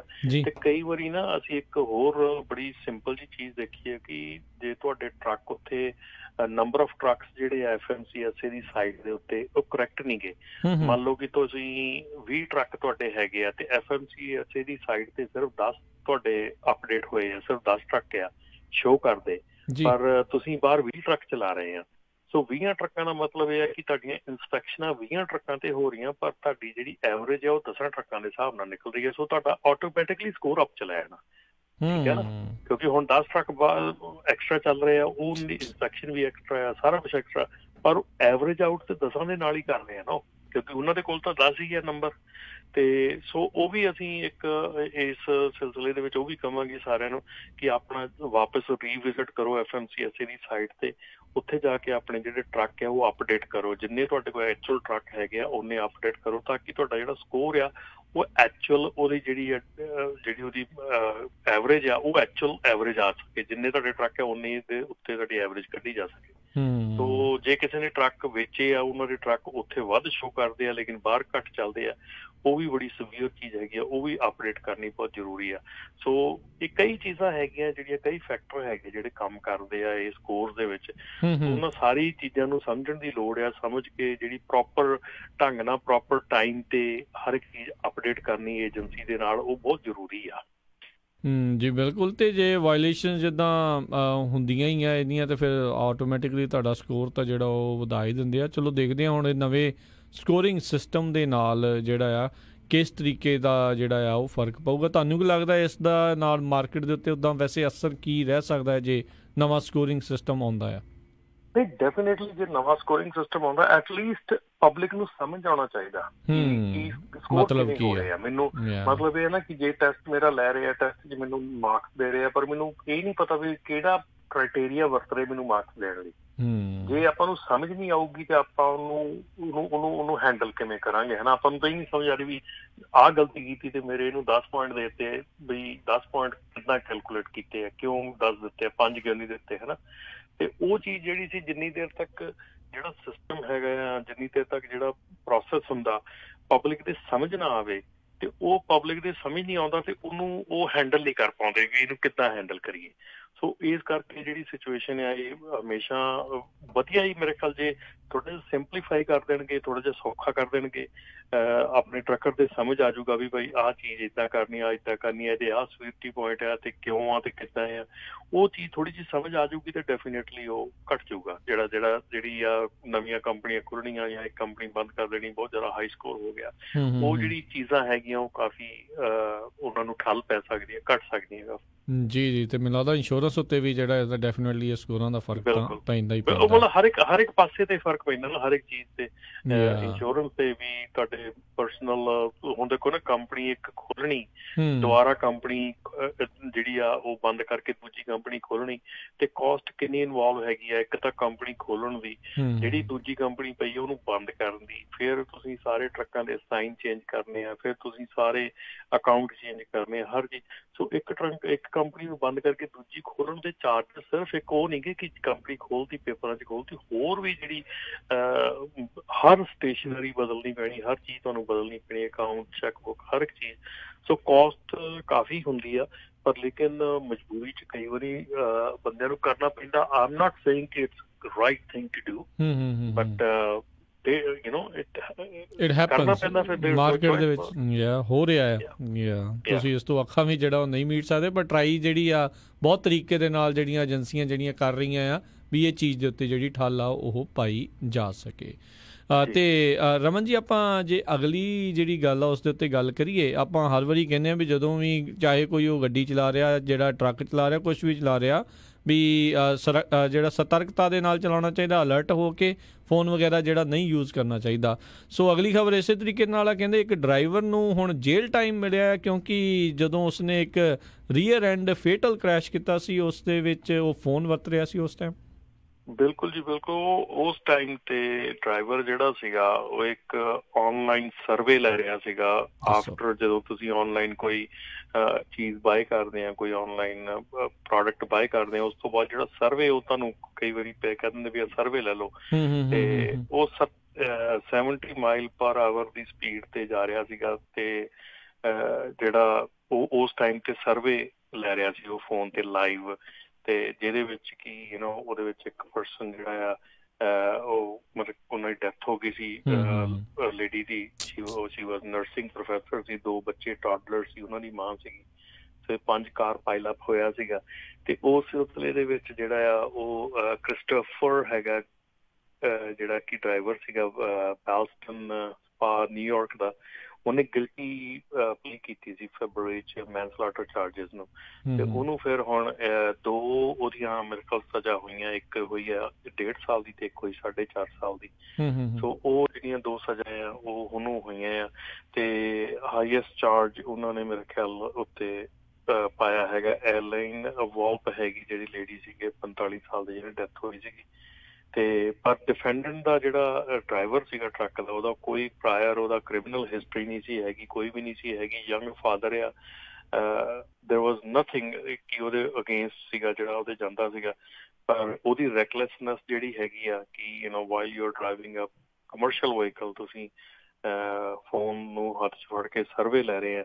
ਤੋ ਇਹ ਇਸੇ ਚੀਜ਼ ਦੀ ਜਿਹੜੀ ਨਾ ਆਪਣੀ ਆਪਾਂ ਲਾਸਟ ਟਾਈਮ ਵੀ ਗੱਲ ਕੀਤੀ ਸੀਗੀ ਕਿ ਜਿਹੜੇ ਇਨ ਕੈਬ ਕੈਮਰਾਜ਼ ਹੈਗੇ ਆ ਉਹ ਕਿਉਂ ਇੰਪੋਰਟੈਂਟ ਹੈਗੇ ਆ, ਜਿਹੜੇ ਕੈਬ ਦੇ ਵਿੱਚ ਕੈਮਰੇ ਲੱਗੇ ਕਿਉਂ ਇੰਪੋਰਟੈਂਟ ਹੈਗੇ ਆ। ਉਹ ਇਸੇ ਕਰਕੇ ਇੰਪੋਰਟੈਂਟ ਹੈਗੇ ਆ ਕਿ ਤੁਹਾਡੀ ਜਿਹੜਾ ਡਰਾਈਵਰ ਹੈਗਾ ਆ ਉਹਦੀ ਪ੍ਰੋਟੈਕਸ਼ਨ ਵਾਸਤੇ ਪਲੱਸ ਕੰਪਨੀ ਦੀ ਪ੍ਰੋਟੈਕਸ਼ਨ ਵਾਸਤੇ। ਜਦੋਂ ਤੁਸੀਂ ਕੋਈ ਗੱਡੀ ਚਲਾ ਰਹੇ ਹੈਗੇ ਆ, ਐਟਲੀਸਟ ਜੇ ਤੁਸੀਂ ਕੁਛ ਵੀ ਇੱਦਾਂ ਦਾ ਕੰਮ ਕਰਦੇ ਹੈਗੇ ਆ ਤੇ ਐਟਲੀਸਟ ਤੁਹਾਡੇ ਇੰਪਲੋਇਰ ਨੂੰ ਇਹ ਪਤਾ ਹੋਣਾ ਚਾਹੀਦਾ, ਕਿਉਂਕਿ ਜਦੋਂ ਤੁਸੀਂ ਉਸ ਸੀਟ ਤੇ ਬੈਠੇ ਗੱਡੀ ਚਲਾ ਰਹੇ ਆ, ਤੁਸੀਂ ਉਹਨਾਂ ਦਾ ਪ੍ਰੋਡਕਟ ਹੈ, ਉਹਨਾਂ ਦੀ ਕੰਪਨੀ ਦੀ ਗੱਡੀ ਹੈ ਚਲਾ ਰਹੇ, ਸੋ ਉਹਨਾਂ ਨੂੰ ਪਤਾ ਹੋਣਾ ਚਾਹੀਦਾ ਤੁਸੀਂ ਕੀ ਕਰ ਰਹੇ। ਇਸੇ ਕਰਕੇ ਜਿਹੜੀਆਂ ਕਈ ਕੰਪਨੀਆਂ ਗੋਰੇ ਦੀਆਂ ਹੈਗੀਆਂ, ਉਹਨਾਂ ਨੇ ਆਪਣੇ ਵੈਬ ਜਿਹੜੇ ਕੈਮਸ ਲਾਏ ਹੋਏ ਆ, ਆਪਣੇ ਕੈਮਰਾਜ਼ ਜਿਹੜੇ ਇਨ ਕੈਬ ਕੈਮਰਾਜ਼ ਆ ਲਾਏ ਆ, ਉਹ ਆਪਣੇ ਇਨ ਕੈਬ ਆਪਣੇ ਡਰਾਈਵਰ ਵੱਲ ਨੂੰ ਵੀ ਫੇਸਿੰਗ ਹੈਗੇ ਆ ਤੇ ਅੱਗੇ ਫਰੀਵੇ ਵੱਲ ਨੂੰ ਫੇਸਿੰਗ ਵੀ ਹੈਗੇ ਆ। ਸੋ ਕਈ ਜਿਹੜੇ ਕਲੇਮ ਹੈਗੇ ਆ ਉਹ ਬਚੇ ਹੈਗੇ ਆ ਇਸ ਸਿਰਫ ਕੈਮਰਿਆਂ ਕਰਕੇ, ਕਿਉਂਕਿ ਕਈ ਵਾਰੀ ਤੁਹਾਡੇ ਅੱਗੇ ਕੋਈ ਖਾਮਖਾ ਬ੍ਰੇਕ ਮਾਰ ਦਿੰਦਾ ਹੈ, ਪਰ ਜੇ ਤੁਹਾਡੇ ਕੋਲ ਕੈਮਰਾ ਹੀ ਹੈ ਨਹੀਂ ਤੁਸੀਂ ਪ੍ਰੂਵ ਕਿੱਦਾਂ ਕਰੋਗੇ? ਅਗਲੇ ਨੇ ਇਹ ਕਹਿਣਾ ਤੁਸੀਂ ਪਿੱਛੋਂ ਆ ਕੇ ਮਾਰੀ, ਅਗਲੇ ਨੇ ਇਹ ਤਾਂ ਕਹਿਣਾ ਨਹੀਂ ਵੀ ਮੈਂ ਬ੍ਰੇਕ ਲਾਈ ਸੀ। ਬਿਲਕੁਲ। ਉਹ ਜੇ ਕੈਮਰਾ ਲੱਗਾ ਆ ਤਾਂ ਤੁਸੀਂ ਪ੍ਰੋਟੈਕਟਡ ਹੈਗੇ ਆ ਕਿਉਂਕਿ ਤੁਹਾਡੇ ਕੋਲ ਰਿਕਾਰਡਿੰਗ ਹੈਗੀ ਆ। ਸੋ ਕਈ ਚਾਂਸਿਸ ਦੇਖਿਆ ਗਿਆ ਕਿ ਕਈ ਵਾਰੀ ਲੋਕੀ ਬ੍ਰੇਕ ਮਾਰ ਕੇ ਟਰਾਈ ਕਰਦੇ, ਪਿਛਲੇ ਗੱਡੀ ਵਿੱਚ ਵੱਜ ਜਾਵੇ ਆਣ ਕੇ, ਕਿਸ ਨੇ ਕਲੇਮ ਪਤਾ ਨਹੀਂ ਕਿੱਦਾਂ ਦੀ ਕੋਈ ਮਜਬੂਰੀ ਨਾਲ ਕਲੇਮ ਲੈਣਾ ਹੁੰਦਾ। ਸੋ ਉਹ ਕਈ ਵਾਰੀ ਜਦੋਂ ਉਹਨਾਂ ਨੂੰ ਪਤਾ ਲੱਗਦਾ ਕਿ ਪਿਛਲੇ ਕੋਲ ਕੈਮਰਾ ਹੈਗਾ ਤੇ ਮੇਰੀ ਰਿਕਾਰਡਿੰਗ ਹੋ ਗਈ ਆ, ਤੇ ਉਹ ਬੇਸਿਕਲੀ ਸੀਨ ਤੋਂ ਭੱਜਦੇ ਵੀ ਦੇਖੇ ਆ, ਕਈ ਵਾਰੀ ਰਿਕਾਰਡਿੰਗ ਆਪਾਂ ਦੇਖੀ ਦੀ ਆ ਵੀ ਉਸ ਸੀਨ ਤੋਂ ਭੱਜ ਜਾਂਦੇ ਆ। ਸੋ ਮੈਂ ਤੇ ਇਹੋ ਹੀ ਗੱਲ ਕਹੂੰਗਾ ਕਿ ਇਹ ਜ਼ਰੂਰੀ ਆ ਜਿਹੜਾ ਇਹੋ ਜਿਹੀਆਂ ਪ੍ਰੀਕਾਸ਼ਨਸ ਲੈਣੇ, ਇਹੋ ਜਿਹੀਆਂ ਗੱਲਾਂ ਕਰਨੀਆਂ ਜਿਹੜੀਆਂ ਨੇ ਇਹ ਜ਼ਰੂਰੀ ਹੁੰਦੀਆਂ ਜਾ ਰਹੀਆਂ। ਜੀ ਬਿਲਕੁਲ। ਅੱਜ ਕੱਲ੍ਹ ਤਾਂ ਸਭ ਕੁਛ ਡਾਟਾ ਡਰਿਵਨ ਆ, ਪ੍ਰੂਫ ਡਰਿਵਨ ਜਿਹੜਾ ਸਾਰਾ ਕੁਛ ਹੈਗਾ ਆ। ਐਨੀਵੇਜ਼ ਜਦੋਂ ਵੀ ਕੋਈ ਐਕਸੀਡੈਂਟ ਹੁੰਦਾ ਤੇ ਹਮੇਸ਼ਾ ਵੱਡੀ ਗੱਡੀ ਦਾ, ਤੇ ਹੁਣ ਟਰੱਕ ਤੋਂ ਵੱਡੀ ਚੀਜ਼ ਤਾਂ ਕੋਈ ਨਹੀਂ, ਉਸੇ ਦਾ ਹੀ ਫਿਰ ਜਿਹੜਾ ਨੁਕਸ ਆ ਉਹ ਕੱਢ ਦਿੱਤਾ ਜਾਂਦਾ ਆ। ਤੇ ਜੀ ਤੇ ਰਮਨ ਜੀ ਇੱਕ ਆਪਾਂ ਬ੍ਰੇਕ ਲੈਂਦੇ ਹਾਂ ਤੇ ਬ੍ਰੇਕ ਤੋਂ ਬਾਅਦ ਮੁੜ ਕੇ ਫਿਰ ਵਾਪਸ ਹਾਜ਼ਰ ਹੁੰਦੇ ਹਾਂ। ਤੇ ਨਾਪਟਾ ਜਿਹੜੀ ਆ ਆਪਣੀ ਨਾਪਟਾ ਦੇ ਬਾਰੇ ਮਾਫੀ ਚਾਹੁੰਦਾ ਨਾਪਟਾ ਦੇ ਬਾਰੇ ਤੇ ਹੋਰ ਜਿਹੜੀਆਂ ਰਹਿ ਗਈਆਂ ਜਿਹੜੀਆਂ ਖਬਰਾਂ ਸਪੌਟ ਰੇਟਸ ਉਸ ਦੇ ਬਾਰੇ ਵੀ ਜਿਹੜੀ ਆਪਾਂ ਜਾਣਕਾਰੀਆਂ ਉਹ ਸਾਂਝੀਆਂ ਕਰਾਂਗੇ। ਸਰੋਤਿਓ ਇੱਦਾਂ ਹੀ ਜੁੜੇ ਰਹੋ ਪੰਜਾਬੀ ਰੇਡੀਓ USA ਦੇ ਨਾਲ।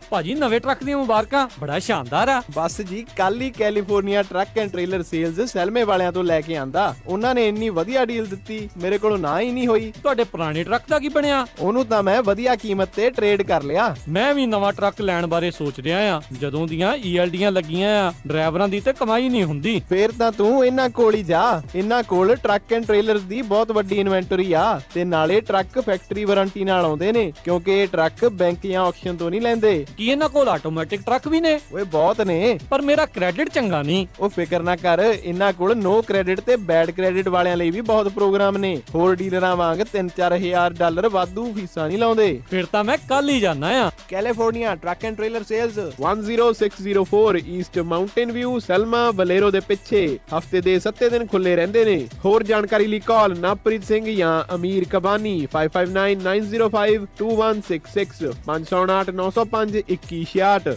ਕੀ ਤੁਸੀਂ ਬਾਹਰ ਧੁੱਪ ਵਿੱਚ ਕੰਮ ਕਰਦੇ ਹੋ? ਕਾਨੂੰਨ ਮੁਤਾਬਕ ਤੁਹਾਡੀ ਕੰਪਨੀ ਜਾਂ ਫਾਰਮ ਜਿਸ ਦੇ ਲਈ ਤੁਸੀਂ ਕੰਮ ਕਰਦੇ ਹੋ ਉਸ ਨੂੰ ਜ਼ਰੂਰੀ ਹੈ ਕਿ ਤੁਹਾਨੂੰ ਛਾਂ ਦਾ ਪ੍ਰਬੰਧ ਕਰਕੇ ਲੋੜ ਅਨੁਸਾਰ ਛਾਂ ਵਿੱਚ ਆਰਾਮ ਕਰਨ ਦੇਵੇ।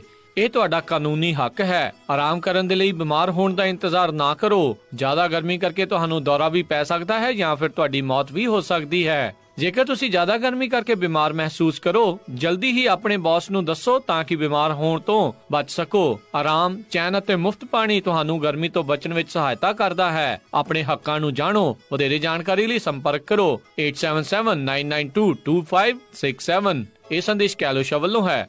ASL ਫਿਊਲ ਕਾਰਡਸ ਟਰੱਕਰਜ਼ ਲਈ ਡੀਜ਼ਲ ਤੇ ਡਾਲਰ ਬਚਾਉਣ ਦਾ ਜਨੂਨ ਰੱਖਦੇ ਹਨ। ਇਹਨਾਂ ਦੇ ਫਿਊਲ ਕਾਰਡਸ ਵਰਤਣ ਨਾਲ ਤੁਸੀਂ ਡਾਲਰ ਆਪਣੀ ਜੇਬਾਂ ਵਿੱਚ ਜਾਂਦੇ ਦੇਖੋਗੇ। ASL ਫਿਊਲ ਕਾਰਡਸ ਵਾਲੇ ਵਚਨਬੱਧ ਨੇ ਕਿ ਤੁਹਾਨੂੰ ਪੂਰੇ ਨਾਰਥ ਅਮਰੀਕਾ ਵਿੱਚ ਸਸਤਾ ਡੀਜ਼ਲ ਦਿਵਾਉਣਗੇ। ASL ਦੇ ਫਿਊਲ ਕਾਰਡਸ ਵਰਤਣ ਤੇ 25 ਸੈਂਟ ਪਰ ਗੈਲਨ ਤੱਕ ਡੀਜ਼ਲ ਤੇ ਡਿਸਕਾਊਂਟ ਮਿਲ ਸਕਦਾ ਹੈ। ਕੋਈ ਲੁਕੀ ਹੋਈ ਫੀਸ ਨਹੀਂ। ਹੋਰ ਜਾਣਕਾਰੀ ਲਈ ਕਾਲ 313-319-0290 313-319 290 313-319-0290।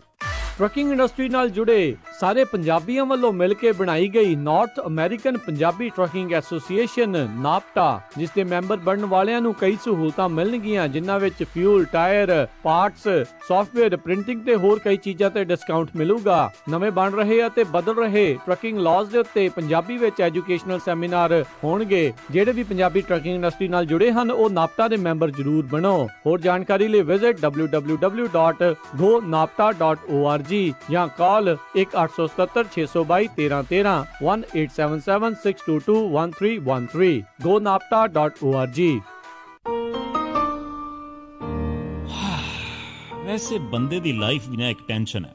ਘਰ ਦੀ ਟੈਨਸ਼ਨ, ਕਾਰੋਬਾਰ ਦੀ ਟੈਨਸ਼ਨ, ਗੱਡੀ ਕਾਰ ਦੀ ਟੈਨਸ਼ਨ, ਬਾਲ ਪਰਿਵਾਰ ਦੀ ਟੈਨਸ਼ਨ। ਕਾਸ਼ ਕੋਈ ਐਸੀ ਥਾਂ ਹੋਵੇ ਜਿੱਥੇ ਜਾ ਕੇ ਬੰਦੇ ਦੀਆਂ ਸਾਰੀਆਂ ਟੈਨਸ਼ਨਾਂ ਦੂਰ ਹੋ ਜਾਣ। ਹੈਗੀ ਆ ਨਾ ਖਾਲਸਾ ਇੰਸ਼ੋਰੈਂਸ। ਮਤਲਬ ਖਾਲਸਾ ਇੰਸ਼ੋਰੈਂਸ ਤੁਹਾਨੂੰ ਦਿੰਦੇ ਨੇ home insurance, health insurance, life insurance, commercial insurance ਤੇ ਕਾਰ ਦੀ ਇੰਸ਼ੋਰੈਂਸ। ਗੱਲ ਕੀ ਤੁਹਾਡੀ ਹਰ ਟੈਨਸ਼ਨ ਦਾ solution. Khalsa insurance. For more information, call 408-272-2500 408-272-2500 or visit khalsainsurance.com। ਹਾਂ ਵੀ ਮਿੱਤਰਾ, ਹੋ ਗਿਆ ਲੋਨ ਘਰ ਦਾ? ਕਿੱਥੇ ਹੋਇਆ ਯਾਰ, ਏਜੰਟ ਫੜ ਮਾਰ ਗਿਆ। ਕਹਿੰਦਾ ਸੀ ਮੈਂ ਆਪੇ ਕਰਵਾ ਦੂੰ ਲੋਨ। ਹੁਣ ਉਹਦੇ ਕੋਲੋਂ ਲੋਨ ਕਰਵਾ ਨਹੀਂ ਹੋਇਆ। ਡਰ ਇਹ ਆ ਕਿ ਪਸੰਦ ਆਇਆ ਘਰ ਕਿਤੇ ਹੱਥੋਂ ਨਾ ਨਿਕਲ ਜਾਵੇ। ਤੂੰ ਕਾਲ ਕਰ ਰੇਟਬੀਟ ਮਾਰਗੇਜ ਵਾਲਿਆਂ ਨੂੰ 877-877-7575 ਤੇ। ਜਿਸ ਦਾ ਕੰਮ ਉਸੀ ਕੋ ਸਾਜੇ। ਬੰਦਾ ਇੱਕ ਕੰਮ 'ਚ ਮਾਹਰ ਹੋਣਾ ਚਾਹੀਦਾ। ਇਹ ਤਾਂ ਗੱਲ ਸਹੀ ਹੈ ਯਾਰ। ਰੇਟਬੀਟ ਮਾਰਗੇਜ ਵਾਲੇ ਤੇਰੇ ਘਰ ਦਾ ਲੋਨ ਪੱਕਾ ਕਰਵਾ ਕੇ ਦੇਣਗੇ ਪੂਰੇ ਪ੍ਰੋਫੈਸ਼ਨਲ ਤਰੀਕੇ ਨਾਲ। ਕ੍ਰੈਡਿਟ ਸਕੋਰ ਭਾਵੇਂ ਘੱਟ ਵੀ ਹੋਵੇ, ਲੋਨ ਪੱਕਾ ਕਰਵਾਉਣਗੇ ਤੇ ਦਿਵਾਉਣਗੇ ਵੀ ਬੈਸਟ ਇੰਟਰਸਟ ਰੇਟ। ਅੱਜ ਹੀ ਕਾਲ ਕਰ ਰੇਟਬੀਟ ਮਾਰਗੇਜ 877-877-7575 877-877-7575 NMLS ID 1267188।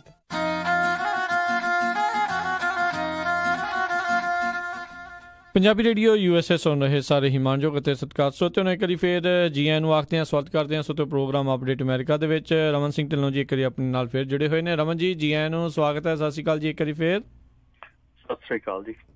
ਜੀ, ਤੇ ਸਰੋਤਿਓ ਜਿਹੜੀਆਂ ਹੁਣ ਆਪਾਂ ਅਗਲੀਆਂ ਜਿਹੜੀਆਂ ਖਬਰਾਂ ਉਸ ਦੇ ਵੱਲ ਵੱਧਦੇ ਹਾਂ। ਰਮਨ ਜੀ, ਸੋ ਨਾਪਟਾ ਬਾਰੇ ਜਿਹੜੀ ਆ ਜ਼ਰੂਰ ਜਾਣਕਾਰੀ ਦਿਓ। ਲੇਟੈਸਟ ਜਿਹੜੀਆਂ ਮੀਟਿੰਗਸ ਪਿਛਲੇ ਵੀਕ ਦੇ ਵਿੱਚ ਜਿਹੜੀਆਂ ਇਸ ਵੀਕ ਦੇ ਵਿੱਚ ਜਿਹੜੀਆਂ ਹੋਈਆਂ ਉਸ ਦੇ ਬਾਰੇ ਤੇ ਆਉਣ ਵਾਲੀਆਂ ਕਿਹੜੀਆਂ ਮੀਟਿੰਗਸ ਹੋਣ ਜਾ ਰਹੀਆਂ ਨੇ? ਬਿਲਕੁਲ ਜੀ, ਬਿਲਕੁਲ। ਜਿਹੜੀ ਸਾਡੀ ਲਾਸਟ ਮੀਟਿੰਗ ਹੋਈ ਸਟਾਕਟਨ ਦੇ ਵਿੱਚ ਬੜੀ ਕਾਮਯਾਬ ਗਈ ਹੈ ਤੇ ਬੜੇ ਆਪਣੇ ਮਾਣ ਦੇ ਨਾਲ ਕਹਿੰਦੇ ਕਿ ਸਾਰੇ ਜਿਹੜੇ ਮੈਂਬਰ ਸੀਗੇ ਸਾਡੇ ਸ਼ਾਮਲ ਹੋਏ ਔਰ ਨਾਲ ਹੀ ਸਾਡੇ ਵੈਂਡਰਸ ਜਿਹੜੇ ਸੀਗੇ ਕਾਫੀ ਮਾਤਰਾ ਦੇ ਵਿੱਚ ਜਿਹੜੇ ਵੈਂਡਰ ਸੀਗੇ ਉਹ ਵੀ ਉੱਥੇ ਹਾਜ਼ਰ ਹੋਏ ਤੇ ਬੜਾ ਵਧੀਆ ਵਿਚਾਰ ਜਿਹੜਾ ਚੱਲਿਆ। ਸਾਨੂੰ ਇੱਕ ਚੀਜ਼ ਦੀ ਖੁਸ਼ੀ ਇਸ ਗੱਲ ਦੀ ਆ ਕਿ ਅਸੀਂ ਅਬਾਊਟ ਜਿੰਨੇ ਵਜੇ ਮੀਟਿੰਗ ਸ਼ੁਰੂ ਕੀਤੀ ਆ ਤੇ 2.5 ਘੰਟੇ ਦੀ ਸਾਡੀ ਮੀਟਿੰਗ ਜਿਹੜੀ ਸੀਗੀ 2.5 ਘੰਟੇ ਦੀ ਜਿਹੜੀਆਂ ਗੱਲਾਂ ਬਾਤਾਂ ਸੀਗੀਆਂ ਚੱਲੀਆਂ ਤੇ ਖੁਸ਼ੀ ਇਸ ਗੱਲ ਦੀ ਹੈ ਕਿ 2.5 ਘੰਟਿਆਂ ਦੇ ਵਿੱਚ ਕੋਈ ਵੀ ਮੈਂਬਰ, ਕੋਈ ਵੀ ਪਾਰਟਨਰ ਜਿਹੜਾ ਸੀਗਾ ਉਹ ਰੂਮ ਚੋਂ ਉੱਠ ਕੇ ਬਾਹਰ ਨਹੀਂ ਗਿਆ। ਸੋ ਇਸ ਗੱਲ ਦੀ ਖੁਸ਼ੀ ਆ ਕਿ ਇੰਟਰਸਟਿੰਗ ਟਾਕ ਸੀਗੀ, ਇੰਟਰਸਟਿੰਗ ਗੱਲਾਂ ਸੀਗੀਆਂ। ਸੋ ਸਾਰਿਆਂ ਨੇ ਬੜੇ ਪਿਆਰ ਦੇ ਨਾਲ ਬੈਠ ਕੇ ਗੱਲਾਂ ਬਾਤਾਂ ਸੁਣੀਆਂ, ਆਪਣੇ ਵਿਚਾਰ ਦਿੱਤੇ, ਆਪਣੇ ਵਿਊਜ਼ ਦਿੱਤੇ ਤੇ ਨਾਲ ਪਾਰਟੀਸਪੇਟ ਕੀਤਾ। ਸੋ ਥੈਂਕ ਯੂ ਕਰਦਾ ਉਹਨਾਂ ਸਾਰਿਆਂ ਦਾ ਜਿਨ੍ਹਾਂ ਨੇ ਪਾਰਟੀਸਪੇਟ ਕੀਤਾ। ਤੇ ਇੱਦਾਂ ਹੀ ਆਪਣੀ ਨੈਕਸਟ ਵੀਕ ਮੀਟਿੰਗ ਜਿਹੜੀ ਆ ਫ੍ਰਿਜ਼ਨੋ ਦੇ ਵਿੱਚ ਹੈਗੀ ਆ, ਜਿਹੜੀ ਫ੍ਰਿਜ਼ਨੋ ਦੇ ਵਿੱਚ ਆਪਣਾ ਵੈਟਰਨਸ ਮੈਮੋਰੀਅਲ ਹਾਲ ਜਿਹੜਾ ਆਪਣੇ ਕਲੋਜ਼ ਦੇ ਵਿੱਚ ਹੈਗਾ ਆ, ਉੱਥੇ ਫਰੀਡਮ ਹਾਲ ਹੈਗਾ, ਉਹਦੇ ਵਿੱਚ ਆਪਣੀ ਮੀਟਿੰਗ ਜਿਹੜੀ ਆ ਅਗਲੇ ਬੁੱਧਵਾਰ ਦੁਪਹਿਰੇ 2:30 ਵਜੇ ਤੋਂ ਲੈ ਕੇ ਤੇ 5:30 ਵਜੇ ਤੱਕ ਹੈਗੀ ਆ, ਜਾਂ ਤੁਸੀਂ ਕਹਿ ਲਓ ਜੀ ਆਪਣੀ 6 ਵਜੇ ਤੱਕ ਵੀ ਸਾਡੇ ਕੋਲ ਟਾਈਮ ਉੱਥੇ ਰਹੂਗਾ।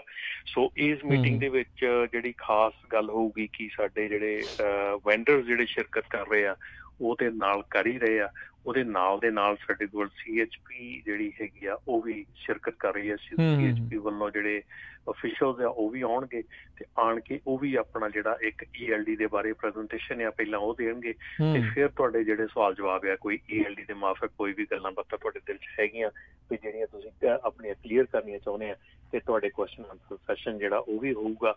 ਉਹਦੇ ਨਾਲ ਦੇ ਨਾਲ ਜਿਹੜੇ ਆਪਣੇ ਹੋਰ ਡੀਲਰਸ ਹੈਗੇ ਆ ਜਿਵੇਂ ਕਿ ਮਿਸ਼ਲਨ ਡੀਲਰਸ਼ਿਪ ਦੇ ਆਪਣੇ ਮਿਸ਼ਲਨ ਦੇ ਜਿਹੜੇ ਆਪਣੇ ਅਫੀਸ਼ੀਅਲਸ ਹੈਗੇ ਆ ਉਹ ਵੀ ਉੱਥੇ ਰਹਿਣਗੇ। ਸੋ ਉਹਨਾਂ ਦੇ ਨਾਲ ਵੀ ਤੁਸੀਂ ਆਪਣੇ ਮਿਸ਼ਲਨ ਅਕਾਊਂਟ ਬਾਰੇ ਕੋਈ ਗੱਲ ਕਰਨੀ ਹੈ ਜਾਂ ਤੁਸੀਂ ਰੋਡ ਸਾਈਡ ਅਸਿਸਟੈਂਸ ਦੇ ਬਾਰੇ ਪਹਿਲਾਂ ਪ੍ਰੈਜੈਂਟੇਸ਼ਨ ਹੋਊਗੀ ਫਿਰ ਉਹ ਜਿਹੜਾ ਤੁਹਾਡਾ ਕੋਈ ਕੁਐਸਚਨ ਹੋਊਗਾ ਉਹਦਾ ਆਨਸਰ ਕਰਨਗੇ। ਸੋ ਪਲੀਜ਼ ਮੇਕ ਸ਼ੋਰ ਕਿ ਤੁਸੀਂ ਜ਼ਰੂਰ ਪਹੁੰਚਣਾ ਆ। ਫ੍ਰਿਜ਼ਨੋ ਦੀ ਡਿਸਟ੍ਰਿਕਟ ਮੀਟਿੰਗ ਜਿਹੜੀ ਹੈਗੀ ਆ ਸੈਂਟਰਲ ਵੈਲੀ ਡਿਸਟ੍ਰਿਕਟ ਮੀਟਿੰਗ ਹੈਗੀ ਆ ਇਹਦੇ ਵਿੱਚ ਨਾਲ ਦੇ ਨਾਲ ਹੀ ਆਪਾਂ ਜਿਹੜਾ ਸੈਂਟਰਲ ਵੈਲੀ ਫ੍ਰਿਜ਼ਨੋ ਡਿਸਟ੍ਰਿਕਟ ਹੈਗਾ ਉਹਦੇ ਲਈ ਚੇਅਰ ਵਾਈਸ ਚੇਅਰ ਸੈਕਟਰੀ ਟ੍ਰੈਜਰਰੀ ਤੇ ਆਪਣੇ ਆਡੀਟਰ ਦੇ ਜਿਹੜੀਆਂ ਪੋਸਟ ਹੈਗੀਆਂ ਉਹਨਾਂ ਦੇ ਵਾਸਤੇ ਆਪਾਂ ਇਲੈਕਸ਼ਨ ਕਿਕ ਆਫ ਵੀ ਕਰਨੀ ਹੈ।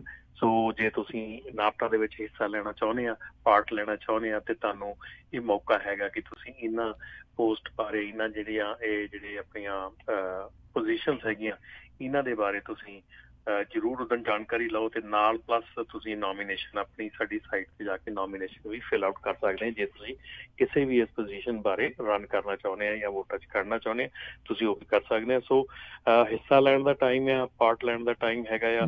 ਸੋ ਪਲੀਜ਼ ਜ਼ਰੂਰ ਪਹੁੰਚੋ ਤੇ ਆਪਣੇ ਜਿਹੜੇ ਆ ਇਹ ਟਰੱਕਿੰਗ ਇੰਡਸਟਰੀ ਜਿਹੜੀ ਹੈਗੀ ਇਹਦੇ ਵਿੱਚ ਇੱਕ ਹਿਸਟਰੀ ਕ੍ਰੀਏਟ ਕੀਤੀ ਜਾ ਰਹੀ ਆ। So become a part of that history. ਜੀ ਬਿਲਕੁਲ। ਸੋ ਤੇ ਵੈਬਸਾਈਟ ਇਹਨਾਂ ਦੀ ਹੈਗੀ ਆ gonapta.org gonapta.org ਜਾਂ ਇਹਨਾਂ ਨੂੰ ਕਾਲ ਵੀ ਕਰ ਸਕਦੇ ਹੋ 1877-622-1313 877-622-1313 ਨੰਬਰ ਦੇ ਉੱਤੇ ਜਿਹੜੀ ਇਹਨਾਂ ਨੂੰ ਕਾਲ ਕਰਕੇ ਵੀ ਤੁਸੀਂ ਇਨਫੋਰਮੇਸ਼ਨ ਲੈ ਸਕਦੇ ਹੋ। ਬਹੁਤ ਜਿਹੜੀ ਕਹਿ ਲਓ ਵੀ ਔਖੇ ਸੌਖੇ ਹੋ ਕੇ ਸਾਰਿਆਂ ਨੇ ਮਿਲ ਜੁਲ ਕੇ ਜਿਹੜੀ ਆਰਗੇਨਾਈਜੇਸ਼ਨ ਐਸੋਸੀਏਸ਼ਨ ਬਣਾਈ ਆ ਸੋ ਵੱਧ ਚੜ੍ਹ ਕੇ ਜਿਹੜਾ ਇਸ ਦੇ ਵਿੱਚ ਤੁਸੀਂ ਹਿੱਸਾ ਲਓ। ਇਹ ਨਾ ਸੋਚੋ ਵੀ ਤੁਹਾਡਾ ਕੋਈ ਯਾਰ ਮਿੱਤਰ ਜਾ ਰਿਹਾ ਨਹੀਂ ਜਾ ਰਿਹਾ। ਜੇ ਤੁਹਾਨੂੰ ਲੱਗਦਾ ਵੀ ਇਸ ਦੇ ਨਾਲ ਜਿਹੜਾ ਫਾਇਦਾ ਹੈ ਡੈਫੀਨੇਟਲੀ ਫਾਇਦਾ ਜਿੱਦਾਂ ਹੁਣ ਮਿਸ਼ਲਨ ਦੇ ਟਾਇਰਾਂ ਦਾ ਜਿਹੜਾ ਫਾਇਦੇ ਵਾਲੀ ਜਿਹੜੀ ਗੱਲ ਹੈਗੀ ਹੈ ਇਸ ਦੇ ਵਿੱਚ ਸੋ ਹਰ ਇੱਕ ਨੂੰ ਜਿਹੜੇ ਇਸ ਦੇ ਵਿੱਚ ਫਾਇਦਾ ਹੋਊਗਾ ਚਾਹੇ ਉਹ ਛੋਟਾ ਜਿਹੜਾ ਇੱਕ ਸਿੰਗਲ ਓਨਰ ਜਿਹੜਾ ਓਨਰ ਓਪਰੇਟਰ ਵੀ ਹੋਵੇ ਟਰੱਕ ਡਰਾਈਵਰ ਹੋਵੇ ਇੱਕ ਜਿਹੜਾ ਟਰੱਕ ਦਾ ਮਾਲਕ ਹੋਵੇ ਜਾਂ ਜ਼ਿਆਦਾ ਵਾਲੇ ਹੋਣ ਸੋ ਸਾਰਿਆਂ ਨੂੰ ਉਸ ਦੇ ਵਿੱਚ ਫਾਇਦਾ ਹੈ। ਜ਼ਰੂਰ ਜਿਹੜਾ ਇੱਕ ਦੂਜੇ ਦਾ ਇਸ ਦੇ ਵਿੱਚ ਜਿਹੜੇ ਕਹਿ ਲਓ ਵੀ ਹਿੱਸਾ ਜਿਹੜਾ ਬਣੋ ਤੇ ਇਸ ਐਸੋਸੀਏਸ਼ਨ ਨੂੰ ਜਿਹੜਾ ਨਾਲ ਦੇ ਨਾਲ ਕਾਮਯਾਬ ਵੀ ਜਿਹੜਾ ਉਹ ਕਰੋ ਤਾਂ ਜੋ ਪੰਜਾਬੀਆਂ ਦੀ ਜਿਹੜੀ ਆਵਾਜ਼ ਆ ਟਰੱਕਿੰਗ ਇੰਡਸਟਰੀ ਦੇ ਵਿੱਚ ਜਿਸ ਦੇ ਵਿੱਚ ਆਪਾਂ ਹੌਲੀ ਹੌਲੀ ਕਬਜ਼ਾ ਜਿਹੜਾ ਦਬਦਬਾ ਕਾਇਮ ਕਰ ਰਹੇ ਹਾਂ ਉਸ ਦੇ ਵਿੱਚ ਹੋਰ ਵੀ ਜ਼ਿਆਦਾ ਜਿਹੜੀ ਤੁਹਾਡੀ ਆਵਾਜ਼ ਆ ਉਹ ਸੁਣੀ ਜਾ ਸਕੇ। ਤੇ Raman ji spot truck loads rates ਦੇ ਬਾਰੇ ਵੀ ਦੱਸੋ ਕਿੱਦਾਂ ਰਿਹਾ ਜਿਹੜਾ ਆ ਪਿਛਲਾ ਹਫ਼ਤਾ। ਬਿਲਕੁਲ ਜੀ ਬਿਲਕੁਲ ਜਿਹੜਾ ਕਾਫੀ ਇੱਕ ਆਪਾਂ ਪਿੱਛੇ ਇੱਕ ਵੀਕ ਪਹਿਲਾਂ ਗੱਲ ਕੀਤੀ ਸੀ ਕਾਫੀ ਰੈਕਡ ਹਾਈ ਜਿਹੜੇ ਰੇਟਸ ਰਹੇ ਆ ਕਾਫੀ ਕਿਉਂਕਿ ਇੱਕ ਹੌਲੀਡੇ ਟਾਈਮ ਵੀ ਸੀਗਾ ਇੱਕ ਲੌਂਗ ਵੀਕਐਂਡ ਸੀਗਾ ਸੋ ਇਸ ਕਰਕੇ ਜਿਹੜੇ ਰੇਟ ਸੀਗੇ ਕਾਫੀ ਉੱਪਰ ਗਏ ਸੀਗੇ। ਥੋੜਾ ਜਿਹਾ ਡਿਕਲਾਈਨ ਆਇਆ ਰੇਟਸ ਦੇ ਵਿੱਚ ਥੋੜੇ ਜਿਹੇ ਘਟੇ ਆ। ਜੇ ਆਪਾਂ ਨੈਸ਼ਨਲ ਐਵਰੇਜ ਲਈਏ ਸਪੌਟ ਵੈਨ ਰੇਟ ਦੀ ਤੇ ਜਿਹੜਾ 7 ਸੈਂਟ ਘਟਿਆ ਹੈਗਾ $2.38 ਪਰ ਮਾਈਲ ਤੇ ਰਿਹਾ ਹੈਗਾ ਪਿਛਲੇ ਵੀਕ ਦੇ ਵਿੱਚ। ਤੇ ਇਹਦੇ ਨਾਲ ਜਿਹੜਾ ਰੀਫਰ ਰੇਟ ਹੈਗੇ ਆ ਉਹ ਵੀ ਅਬਾਊਟ 7 ਸੈਂਟ ਡਰੋਪ ਹੋਇਆ $2.70 ਪਰ ਮਾਈਲ ਦੇ ਹਿਸਾਬ ਨਾਲ ਰਿਹਾ ਆ। ਤੇ ਸਟੱਡੀ ਰਿਹਾ ਆ ਆਫਟਰ 2 ਵੀਕ ਜਿਹੜੇ ਆ ਕਾਫੀ ਸਟੱਡੀ ਰਿਹਾ ਰੇਟ ਤੇ ਫਲੈਟ ਬੈਡ ਦੇ ਰੇਟ ਜਿਹੜੇ ਆ ਉਹ 2 ਸੈਂਟ ਡਰੋਪ ਹੋਏ ਆ ਅਬਾਊਟ $2.80 ਮਾਈਲ ਪਰ ਰਿਹਾ ਆ ਪਿਛਲੇ ਹਫ਼ਤੇ ਦੇ ਵਿੱਚ।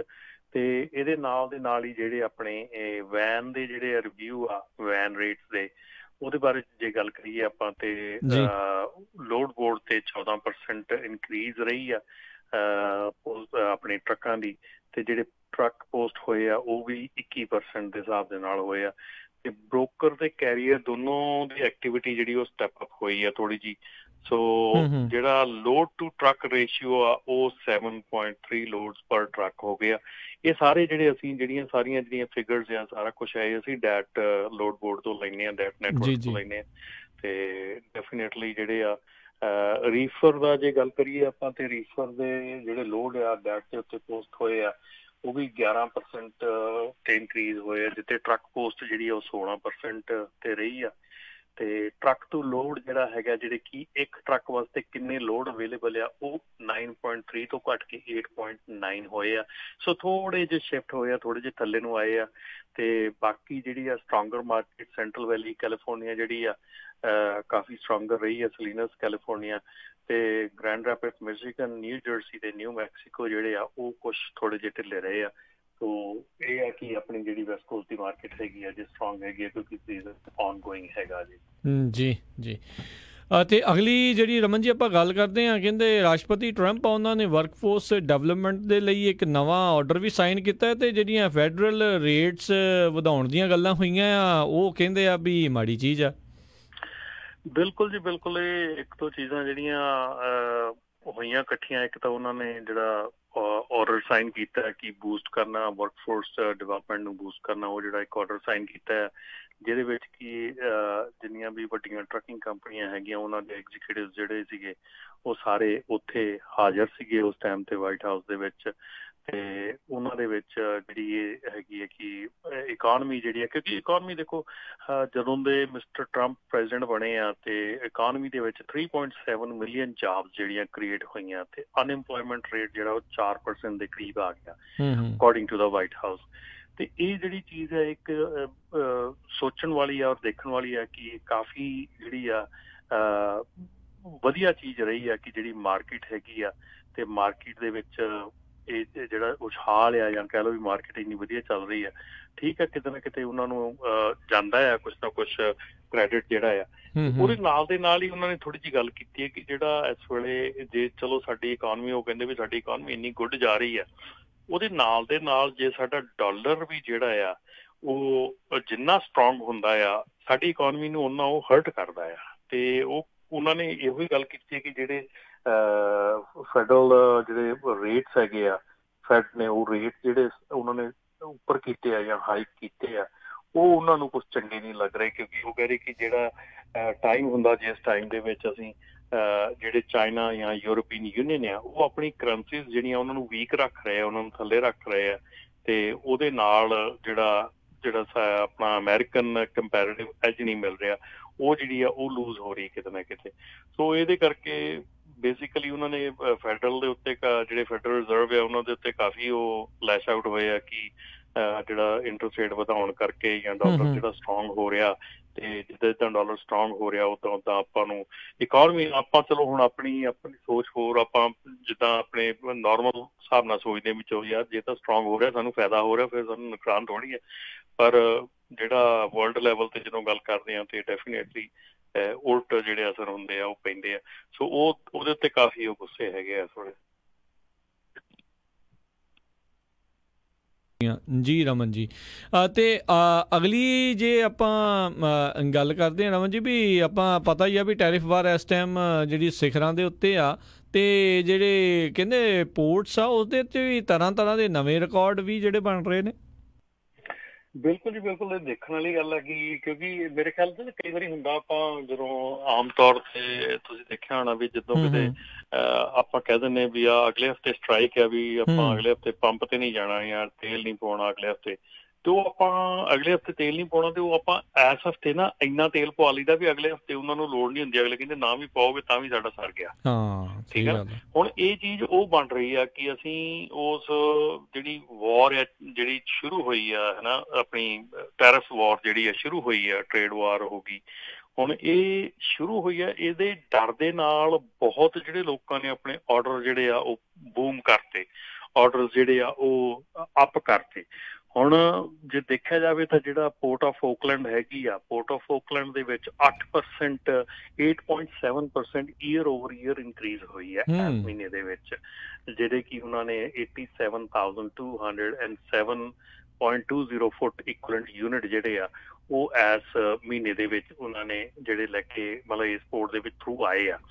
ਸੋ ਕਹਿਣ ਦਾ ਮਤਲਬ ਇਹ ਹੈ ਕਿ ਉਹ ਇਸ ਡਰ ਦੇ ਨਾਲ ਵੀ ਅਗਲੇ ਮਹੀਨੇ ਸ਼ਾਇਦ ਹੋ ਸਕਦਾ ਮਾਲ ਆਉਣਾ ਨਹੀਂ ਆ, ਅਗਲੇ ਮਹੀਨੇ ਹੋ ਸਕਦਾ ਸ਼ਾਇਦ ਕੋਈ ਪਤਾ ਨਹੀਂ ਕੀ ਬਣ ਜਾਵੇ ਕੀ ਹੋ ਜਾਵੇ, ਤੇ ਇਸ ਕਰਕੇ ਜਿਹੜਾ ਆ ਉਹ ਜਿਹੜਾ ਮਤਲਬ ਟ੍ਰੈਫਿਕ ਇੰਨਾ ਜ਼ਿਆਦਾ ਵੱਧ ਗਿਆ ਤੇ ਇਹਦੇ ਨਾਲ ਦੇ ਨਾਲ ਜੇ ਆਪਾਂ ਸਿਆਟਲ ਟਕੋਮਾ ਦੀ ਪੋਰਟ ਦੇ ਬਾਰੇ 'ਚ ਗੱਲ ਕਰੀਏ ਤੇ ਉਹਨਾਂ ਦੇ ਵੀ ਜਿਹੜਾ ਆ 131,067 EU ਯੂਨਿਟਸ ਜਿਹੜੇ ਆ ਉਹਨਾਂ ਨੇ ਕੀਤੇ ਆ ਤੇ ਉਹਦੇ ਮੁਕਾਬਲੇ ਤੇ ਜਿਹੜੇ ਹੈਗੇ ਆ 1,15,960 ਯੂਨਿਟ ਜਿਹੜੇ ਆ ਕੰਟੇਨਰ ਜਿਹੜੇ ਆ ਉਹ ਜਿਹੜੇ ਕਿ ਲਾਸਟ ਈਅਰ ਕੀਤੇ ਤੇ ਉਹ ਜਿਹੜੇ ਸਿਆਟਲ ਤੇ ਟਕੋਮਾ ਦੀ ਪੋਰਟ ਹੈਗੀ ਆ ਉਹ ਕਹਿ ਰਹੇ ਵੀ ਜਿਹੜਾ ਇਸ ਸਾਲ ਜਿਹੜਾ ਸਾਡੇ ਕੰਟੇਨਰਸ ਆ ਰਹੇ ਆ ਉਹ ਹਾਈਐਸਟ ਲੈਵਲ ਆ ਸਿੰਸ 2010 ਦਾ। ਸੋ ਬੇਸਿਕਲੀ 8 ਸਾਲ ਦਾ ਜਿਹੜਾ ਰੈਕਡ ਆ ਉਹ ਟੁੱਟਾ ਆ ਉੱਥੇ। ਸੋ ਡੈਫੀਨੇਟਲੀ ਇਹ ਕਿਸੇ ਨਾ ਕਿਸੇ ਪਾਸੇ ਜਿਹੜਾ ਆ ਇਹ ਅਸਰ ਦਿਖ ਰਿਹਾ ਆ। ਤੇ ਜੇ ਆਪਾਂ ਇਹਦੇ ਨਾਲ ਹੀ ਪੋਰਟ ਆਫ ਸਵੈਨਾ ਜਾਰਜੀਆ ਦੀ ਗੱਲ ਕਰੀਏ ਤੇ ਉਹ ਵੀ ਉਹਨਾਂ ਦਾ ਸੈਕੰਡ ਬਿਜ਼ੀਐਸਟ ਮੰਥ ਹੈਗਾ ਹਿਸਟਰੀ ਦੇ ਵਿੱਚ। ਸੋ ਉੱਥੇ ਵੀ ਜਿਹੜੀ ਜੰਪ ਹੈਗਾ ਆ 3.1% ਦਾ ਜੰਪ ਆਇਆ ਹੈਗਾ। ਤੇ ਪੋਰਟ ਹਿਊਸਟਨ ਨੇ ਵੀ ਆਪਣਾ ਆਲ ਟਾਈਮ ਕੰਟੇਨਰ ਵੋਲਿਊਮ ਰੈਕਡ ਜਿਹੜਾ ਉਹ ਬ੍ਰੋਕ ਕੀਤਾ ਇਸ ਮਹੀਨੇ ਦੇ ਵਿੱਚ। ਸੋ ਉਹਦੇ ਨਾਲ ਦੇ ਨਾਲ ਪੋਰਟ ਆਫ ਬਾਲਟਿਮੋਰ ਜਿਹੜੀ ਆ ਉਹਦੇ ਵਿੱਚ ਵੀ ਜਿਹੜਾ ਉਹਨਾਂ ਦਾ ਫਰਸਟ ਐਵਰ ਕੁਆਰਟਰ ਹੈਗਾ 2018 ਦਾ ਕਾਰਗੋ ਵੋਲਿਊਮ ਦਾ ਰੋਜ਼ 8% ਜਿਹੜਾ ਰਾਈਜ਼ ਕੀਤਾ। ਸੋ ਅਕ੍ਰੋਸ ਦਾ ਬੋਰਡ ਜਿੰਨੀਆਂ ਵੀ ਪੋਰਟਸ ਦੀ ਆਪਾਂ ਗੱਲ ਕਰੀਏ, ਜਿੱਥੋਂ ਦੀ ਵੀ ਗੱਲ ਕਰੀਏ, ਨਿਊਯਾਰਕ ਦੀ ਪੋਰਟ ਦੀ ਗੱਲ ਕਰਦੇ ਹਾਂ, ਨਿਊਯਾਰਕ ਦੇ ਵਿੱਚ 6.8% ਹਾਈ ਆ ਦੈਨ 1 ਈਅਰ, 1 ਸਾਲ ਪਿਛਲੇ ਤੋਂ ਜੇ ਕੰਪੇਅਰ ਕਰੀਏ ਤੇ। ਸੋ ਇਹ ਸਾਰੀਆਂ ਚੀਜ਼ਾਂ ਨੂੰ ਦੇਖਦੇ ਹੋਏ ਇਹੋ ਹੀ ਮਤਲਬ ਕਿ ਦੇਖਣ 'ਚ ਆ ਰਿਹਾ ਕਿ ਇਹ ਮੇਰੇ ਖਿਆਲ ਜਿੱਦਾਂ ਨਹੀਂ ਹੁੰਦਾ ਕਿ ਉਹ ਤੂਫਾਨ ਆਉਣ ਤੋਂ ਪਹਿਲਾਂ ਆਪਣਾ ਸਾਰੇ ਗਰੋਸਰੀਆਂ ਇਕੱਠੀ ਕਰ ਲਓ। ਸੋ ਉਹ ਹਿਸਾਬ ਜਿਹਾ ਹੋਇਆ ਕਿ ਹਰ ਇੱਕ ਬੰਦਾ ਮੇਰੇ ਖਿਆਲ ਰਸ਼ 'ਚ ਹੈਗਾ ਆਪਣਾ ਆਰਡਰ ਮੰਗਵਾਉਣ ਦੇ। ਤੇ ਇਹ ਜਿਹੜਾ ਇੱਕ ਇੰਨਾ ਉਛਾਲ ਆਇਆ ਜਾਂ ਇੰਨਾ ਹਾਈ ਪੁਆਇੰਟ ਗਿਆ ਆ, ਇਹ ਜਿਹੜੇ ਐਨਾਲਿਸਿਸਟ ਹੈਗੇ ਆ ਜਾਂ ਜਿਹੜੇ ਐਨਾਲਾਈਜ਼ ਕਰਦੇ ਆ ਉਹਨਾਂ ਦੇ ਲਈ ਇੱਕ ਕਿਸਮ ਦਾ ਜਿੱਦਾਂ ਕਹਿ ਲਓ ਡਰ ਵੀ ਪੈਦਾ ਕਰ ਰਿਹਾ ਵੀ ਇੱਕਦਮ ਇੰਨੀ ਵੋਲਿਊਮ ਵੱਧ ਜਾਣੀ ਔਰ ਉਸ ਤੋਂ ਬਾਅਦ ਇੱਕਦਮ ਡਰੋਪ ਹੋਣੀ ਤੇ ਕਿਤੇ ਉਹ ਨਾ ਹੋਵੇ ਕਿ ਇੱਕਦਮ ਬਿਲਕੁਲ ਠੰਡਾ ਪੈ ਜਾਵੇ ਕੰਮ ਜਾਂ ਇੱਕਦਮ ਖਤਮ ਹੋ ਜਾਵੇ ਜਾਂ ਇੱਕਦਮ ਸਲੋ ਡਾਊਨ ਹੋ ਜਾਵੇ। ਤੇ ਉਹ ਵੀ ਇੱਕ ਜਿਹੜਾ ਡਰ ਆ ਐਨਾਲਿਸਟ ਨੂੰ, ਉਹ ਵੀ ਡਰ ਸਤਾ ਰਿਹਾ ਕਿ ਇਹ ਇੱਦਾਂ ਵੀ ਹੋ ਸਕਦਾ। ਸੋ ਜਿਸ ਤਰ੍ਹਾਂ ਕਿ ਪਿਛਲੇ ਪ੍ਰੋਗਰਾਮਾਂ 'ਚ ਵੀ ਪਿਛਲੇ ਟਾਈਮ 'ਚ ਵੀ ਆਪਾਂ ਗੱਲ ਕਰਦੇ ਆ ਰਹੇ ਹਾਂ ਕਿ ਜਿਹੜੀ ਟੈਰਿਫ ਵਾਰ ਹੈਗੀ ਆ ਇਹਦਾ ਅਸਰ ਜ਼ਰੂਰ ਪੈਂਦਾ ਹੁੰਦਾ ਤੇ ਅਸਰ ਕਿੱਧਰ ਨੂੰ ਪੈਣਾ ਕਿੱਦਾਂ ਪੈਣਾ ਇਹ ਅਜੇ ਤੱਕ ਜੇ ਦੇਖੀਏ ਜਿੱਦਾਂ ਦੀ ਆਪਾਂ ਵੋਲਿਊਮ ਦੀ ਗੱਲ ਕੀਤੀ ਆ ਉਹਦੇ ਹਿਸਾਬ ਦੇ ਨਾਲ ਤੇ ਇਹਦਾ ਅਸਰ ਕਿਸੇ ਪਾਸੇ ਮੈਨੂੰ ਗਲਤ ਨਹੀਂ ਲੱਗਦਾ ਪੈ ਰਿਹਾ ਵੀ ਠੀਕ ਹੀ ਪੈ ਰਿਹਾ ਆ। ਸੋ ਜਿਹੜੀ ਪ੍ਰੈਜ਼ੀਡੈਂਟ ਟਰੰਪ ਜਿੱਦਾਂ ਦੀ ਗੱਲ ਕਰ ਰਹੇ ਸੀਗੇ ਵੀ ਜਿੱਦਾਂ ਇਹਦਾ ਅਸਰ ਪੋਜ਼ਿਟਿਵ ਪੈਣਾ ਆ, ਜੇ ਹੁਣ ਦੀ ਵੋਲਿਊਮ ਤੇ ਦੇਖੀਏ ਤਾਂ ਬੜਾ ਪੋਜ਼ਿਟਿਵ ਅਸਰ ਪੈ ਰਿਹਾ। ਪਰ ਜੇ ਹੁਣ ਕਈ ਕ੍ਰੌਪਸ ਜਿਹੜੀਆਂ ਜਿੱਦਾਂ ਹੁਣ ਮੇਰੇ ਖਿਆਲ ਅੱਜ ਗੱਲ ਚੱਲ ਰਹੀ ਸੀ, ਅਸੀਂ ਗੱਲ ਕਰ ਰਹੇ ਸੀਗੇ ਕਿ ਜਿਹੜੀ ਚੈਰੀ ਦੀ ਕ੍ਰੌਪ ਹੈਗੀ ਆ ਉਹ ਹੁਣ ਬੰਪਰ ਕ੍ਰੌਪ ਆ ਰਹੀ ਹੈ, ਇਸ ਤੋਂ ਹੀ ਨਿਕਲ ਰਹੀ ਆ। ਪਰ ਉਹਦੇ ਜਿਹੜੇ ਆ ਉਹ ਐਕਸਪੋਰਟ ਜਿਹੜੀ ਉਹਦੇ ਡਿਊਟੀਜ਼ ਲੱਗਣ ਕਰਕੇ ਸ਼ਾਇਦ ਹੋ ਸਕਦਾ ਉਹਨੂੰ ਮਾਰ ਪਵੇ। ਸੋ ਉਹ ਦੇਖਣ ਵਾਲੀ ਗੱਲ ਹੈ ਕਿਉਂਕਿ ਇਹ ਲੰਮਾ ਥੋੜਾ ਜਿਹਾ ਚੱਲੇਗਾ। ਅਜੇ ਮੇਰੇ ਖਿਆਲ ਸ਼ਾਇਦ 2-3 ਮਹੀਨੇ ਦੇ ਵਿੱਚ ਪਤਾ ਲੱਗੂਗਾ ਕਿ ਕਿਹੜੇ ਪਾਸੇ ਨੂੰ ਗੱਲ ਚੱਲਦੀ ਆ। ਪਰ ਡੈਫੀਨੇਟਲੀ ਜਿਹੜੀ ਪੋਰਟਸ ਦੀ ਵੋਲਿਊਮ ਦੇਖਣ ਤੇ ਲੱਗਦਾ ਨਹੀਂ ਵੀ ਆਪਣੀ ਜਿਹੜੀ ਟੈਰਿਫ ਵਾਰ ਹੈਗੀ ਆ ਇਹਦਾ ਕੋਈ ਬੈਡ ਅਸਰ ਪੈ ਰਿਹਾ। ਬਿਲਕੁਲ ਜਿੱਦਾਂ ਤੁਸੀਂ ਸ਼ੁਰੂਆਤ ਦੇ ਵਿੱਚ ਐਗਜ਼ਾਮਪਲ ਦਿੱਤੀ ਆ ਵੀ ਇਹ ਵੀ ਹੋ ਸਕਦਾ ਵੀ ਜਲਦੀ ਨਿਕਾਲ ਲਓ ਜਿੰਨੇ ਲੰਘਦੇ ਆ, ਬਾਅਦ ਦੇ ਵਿੱਚ ਪਤਾ ਨਹੀਂ ਸਾਡੇ ਤੇ ਹੋਰ ਕਿੰਨਾ ਜਿਹੜਾ ਟੈਕਸ ਆ ਉਹ ਵੀ ਠੋਕ ਦਿੱਤਾ ਜਾਵੇ। ਸੋ ਲੈਟਸ ਸੀ ਕੀ ਬਣਦਾ ਆ। ਪਰ ਹਾਲ ਦੀ ਘੜੀ ਇੱਦਾਂ ਆ ਜਿੱਦਾਂ ਤੁਸੀਂ ਕਿਹਾ ਵੀ ਲੌਂਗ ਰਨ ਦੇ ਵਿੱਚ ਇਹਨਾਂ ਚੀਜ਼ਾਂ ਦਾ ਜਿਹੜਾ ਆ ਉਹ ਪਤਾ ਲੱਗਦਾ ਹੁੰਦਾ ਆ ਵੀ ਕਿੱਦਾਂ ਜਿਹੜਾ ਇਸ ਦਾ ਅਸਰ ਰਹੇਗਾ। ਤੇ ਜਾਂਦੇ ਮੈਂ ਇੱਕ ਬੜੀ ਜਿਹੜੀ ਕਹਿ ਲਓ ਵੀ ਅਚੰਭੇ ਵਾਲੀ ਖਬਰ ਵੀ ਸੁਣੀ ਆ। ਵੈਸੇ ਮੈਨੂੰ ਪਤਾ ਨਹੀਂ ਸੀ ਵੀ ਇਹ ਚੀਜ਼ ਹੋ ਵੀ ਜਾਂਦੀ ਹੈ। ਕਹਿੰਦੇ ਇੱਕ ਬੋਲਾ ਜਿਹੜਾ ਟਰੱਕਰ ਸੀ ਜਿਹਦੇ ਕੋਲ CDL ਵੀ ਸੀਗਾ, ਕਮਰਸ਼ੀਅਲ ਡਰਾਈਵਿੰਗ ਲਾਇਸੈਂਸ ਵੀ ਸੀਗਾ, FMCSA ਦੀ ਉਸਦੇ ਕੋਲ ਐਗਜ਼ੈਂਪਸ਼ਨ ਵੀ ਸੀਗੀ, ਉਹਨੇ ਹੁਣ ਜਿਹੜੀ ਵਰਨਰ ਹੈਗੀ ਆ ਕੰਪਨੀ, ਉਹਨੇ ਨਬਰਾਸਕਾ ਦੀ ਡਿਸਟ੍ਰਿਕਟ ਕੋਰਟ ਦੇ ਵਿੱਚ ਉਹਨਾਂ ਖਿਲਾਫ ਜਿਹੜਾ ਸੂ ਕਰ ਦਿੱਤਾ ਵੀ ਮੈਨੂੰ ਇਹਨਾਂ ਨੇ ਜੌਬ ਤੇ ਨਹੀਂ ਰੱਖਿਆ ਕਿਉਂਕਿ ਮੈਂ ਬੋਲਾ ਹੈ। ਹਾਂਜੀ, ਇਹ ਮੈਂ ਵੀ ਨਿਊਜ਼ ਜਿਹੜੀ ਆ ਮੈਂ ਪੜ੍ਹੀ ਨਹੀਂ ਅਜੇ, ਪੂਰੀ ਫੁੱਲ ਨਿਊਜ਼ ਪੜ੍ਹੀ ਨਹੀਂ, ਲੇਕਿਨ ਮੈਂ ਜਿੱਦਾਂ ਕਿ ਰਸਤੇ ਦੇ ਵਿੱਚ ਦੇਖੀ ਸੀ ਇੱਕ ਜਗ੍ਹਾ ਤੇ ਕਿ ਨਿਊਜ਼ ਆ ਰਹੀ ਆ ਇੱਦਾਂ ਦਾ ਕੁਛ ਹੋਇਆ ਆ। ਤੇ ਡੈਫੀਨੇਟਲੀ ਮੇਰੇ ਖਿਆਲ ਦੇ ਵਿੱਚ ਕਾਫੀ ਇੰਟਰਸਟਿੰਗ ਰਹੂਗਾ ਇਹ ਦੇਖਣਾ ਕਿ ਹੁਣ ਦੇਖੋ ਨਾ ਕਿ ਉਹਦੇ ਕੋਲ ਜੇ ਐਗਜ਼ਾਮਪਸ਼ਨ ਵੀ ਹੈਗੀ ਆ ਆਪਣੀ FMCSA ਦੀ ਐਗਜ਼ਾਮਟ ਹੈਗਾ ਆ ਤੇ ਉਸ ਤੋਂ ਬਾਅਦ ਉਹਦੇ ਕੋਲ ਲਾਇਸੈਂਸ ਵੀ ਹੈਗਾ ਆ, ਸਾਰਾ ਕੁਛ ਹੈਗਾ ਆ। ਤੇ ਜਸਟ ਇੱਕ ਬਿਕੋਜ਼ ਉਹਦੀ ਇੱਕ ਹੀਅਰਿੰਗ ਏਡ ਜਿਹੜੀ ਆ ਉਹ ਜਾਂ ਹੀਅਰਿੰਗ ਉਹਦੀ ਨਹੀਂ ਪੂਰੀ ਹੈਗੀ ਤੇ ਇਹਦੇ ਬੇਸਿਸ ਦੇ ਉੱਤੇ ਉਹਦੀ ਜਿਹੜੀ ਐਮਪਲੋਇਮੈਂਟ ਹੈ ਡਿਨਾਈ ਕੀਤੀ ਗਈ ਆ।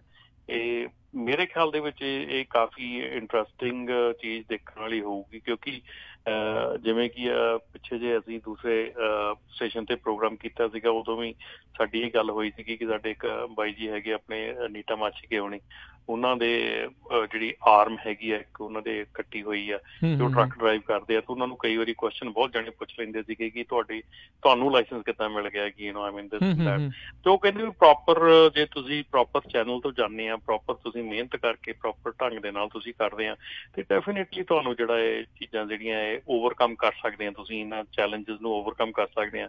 ਤੇ ਹੋ ਸਕਦਾ ਉਸ ਇਨਸਾਨ ਨੇ ਵੀ ਜਿਹੜਾ ਚੈਲੰਜ ਹੈ ਉਹਨੂੰ ਓਵਰਕਮ ਕੀਤਾ ਹੋਵੇ, ਔਰ ਉਹ ਪੂਰਾ ਮਤਲਬ ਕਿ ਕੇਪੇਬਲ ਹੋਵੇ ਇਸ ਕੰਮ ਦੇ।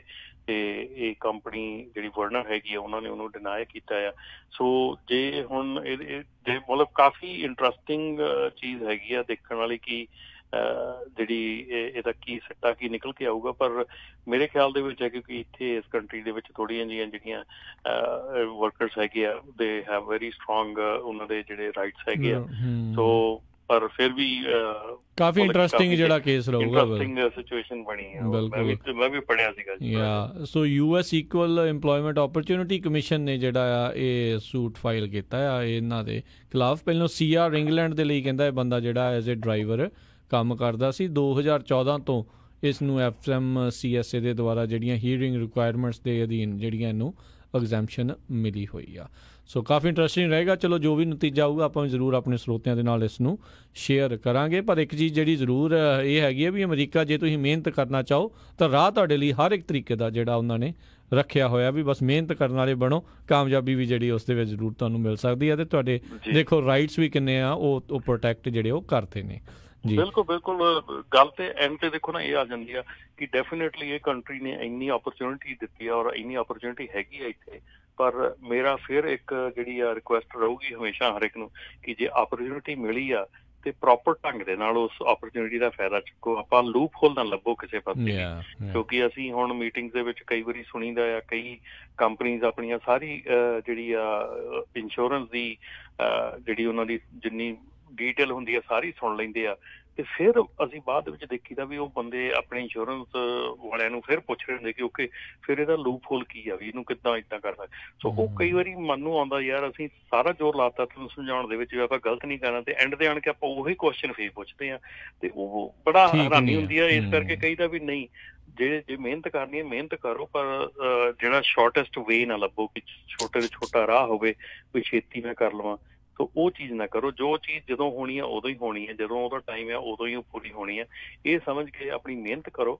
ਮਿਹਨਤ ਦੇ ਨਾਲ ਜਿਹੜਾ ਆ ਜਿਹੜੀ ਕੰਪਲਾਇੰਸ ਹੈ, ਜਿਹੜੀ ਕਾਨੂੰਨ ਦੇ ਦਾਇਰੇ ਦੇ ਵਿੱਚ ਰਹਿ ਕੇ ਕੰਮ ਕਰਨਾ, ਉਹ ਜ਼ਰੂਰ ਮਤਲਬ ਚੇਤੇ ਰੱਖਿਆ ਕਰੋ ਜੀ। ਤੇ ਰਮਨ ਜੀ ਬਹੁਤ ਬਹੁਤ ਤੁਹਾਡਾ ਜਿਹੜਾ ਧੰਨਵਾਦ, ਤੁਸੀਂ ਸਾਡੇ ਨਾਲ ਜਿਹੜੇ ਪੰਜਾਬੀ ਰੇਡੀਓ USA ਦੇ ਉੱਤੇ ਆਏ program update America trucking special ਦੇ ਵਿੱਚ ਜਿਹੜੀਆਂ ਵੱਡਮੁੱਲੀਆਂ ਜਾਣਕਾਰੀਆਂ ਸਾਡੇ ਨਾਲ ਸਾਂਝੀਆਂ ਕੀਤੀਆਂ।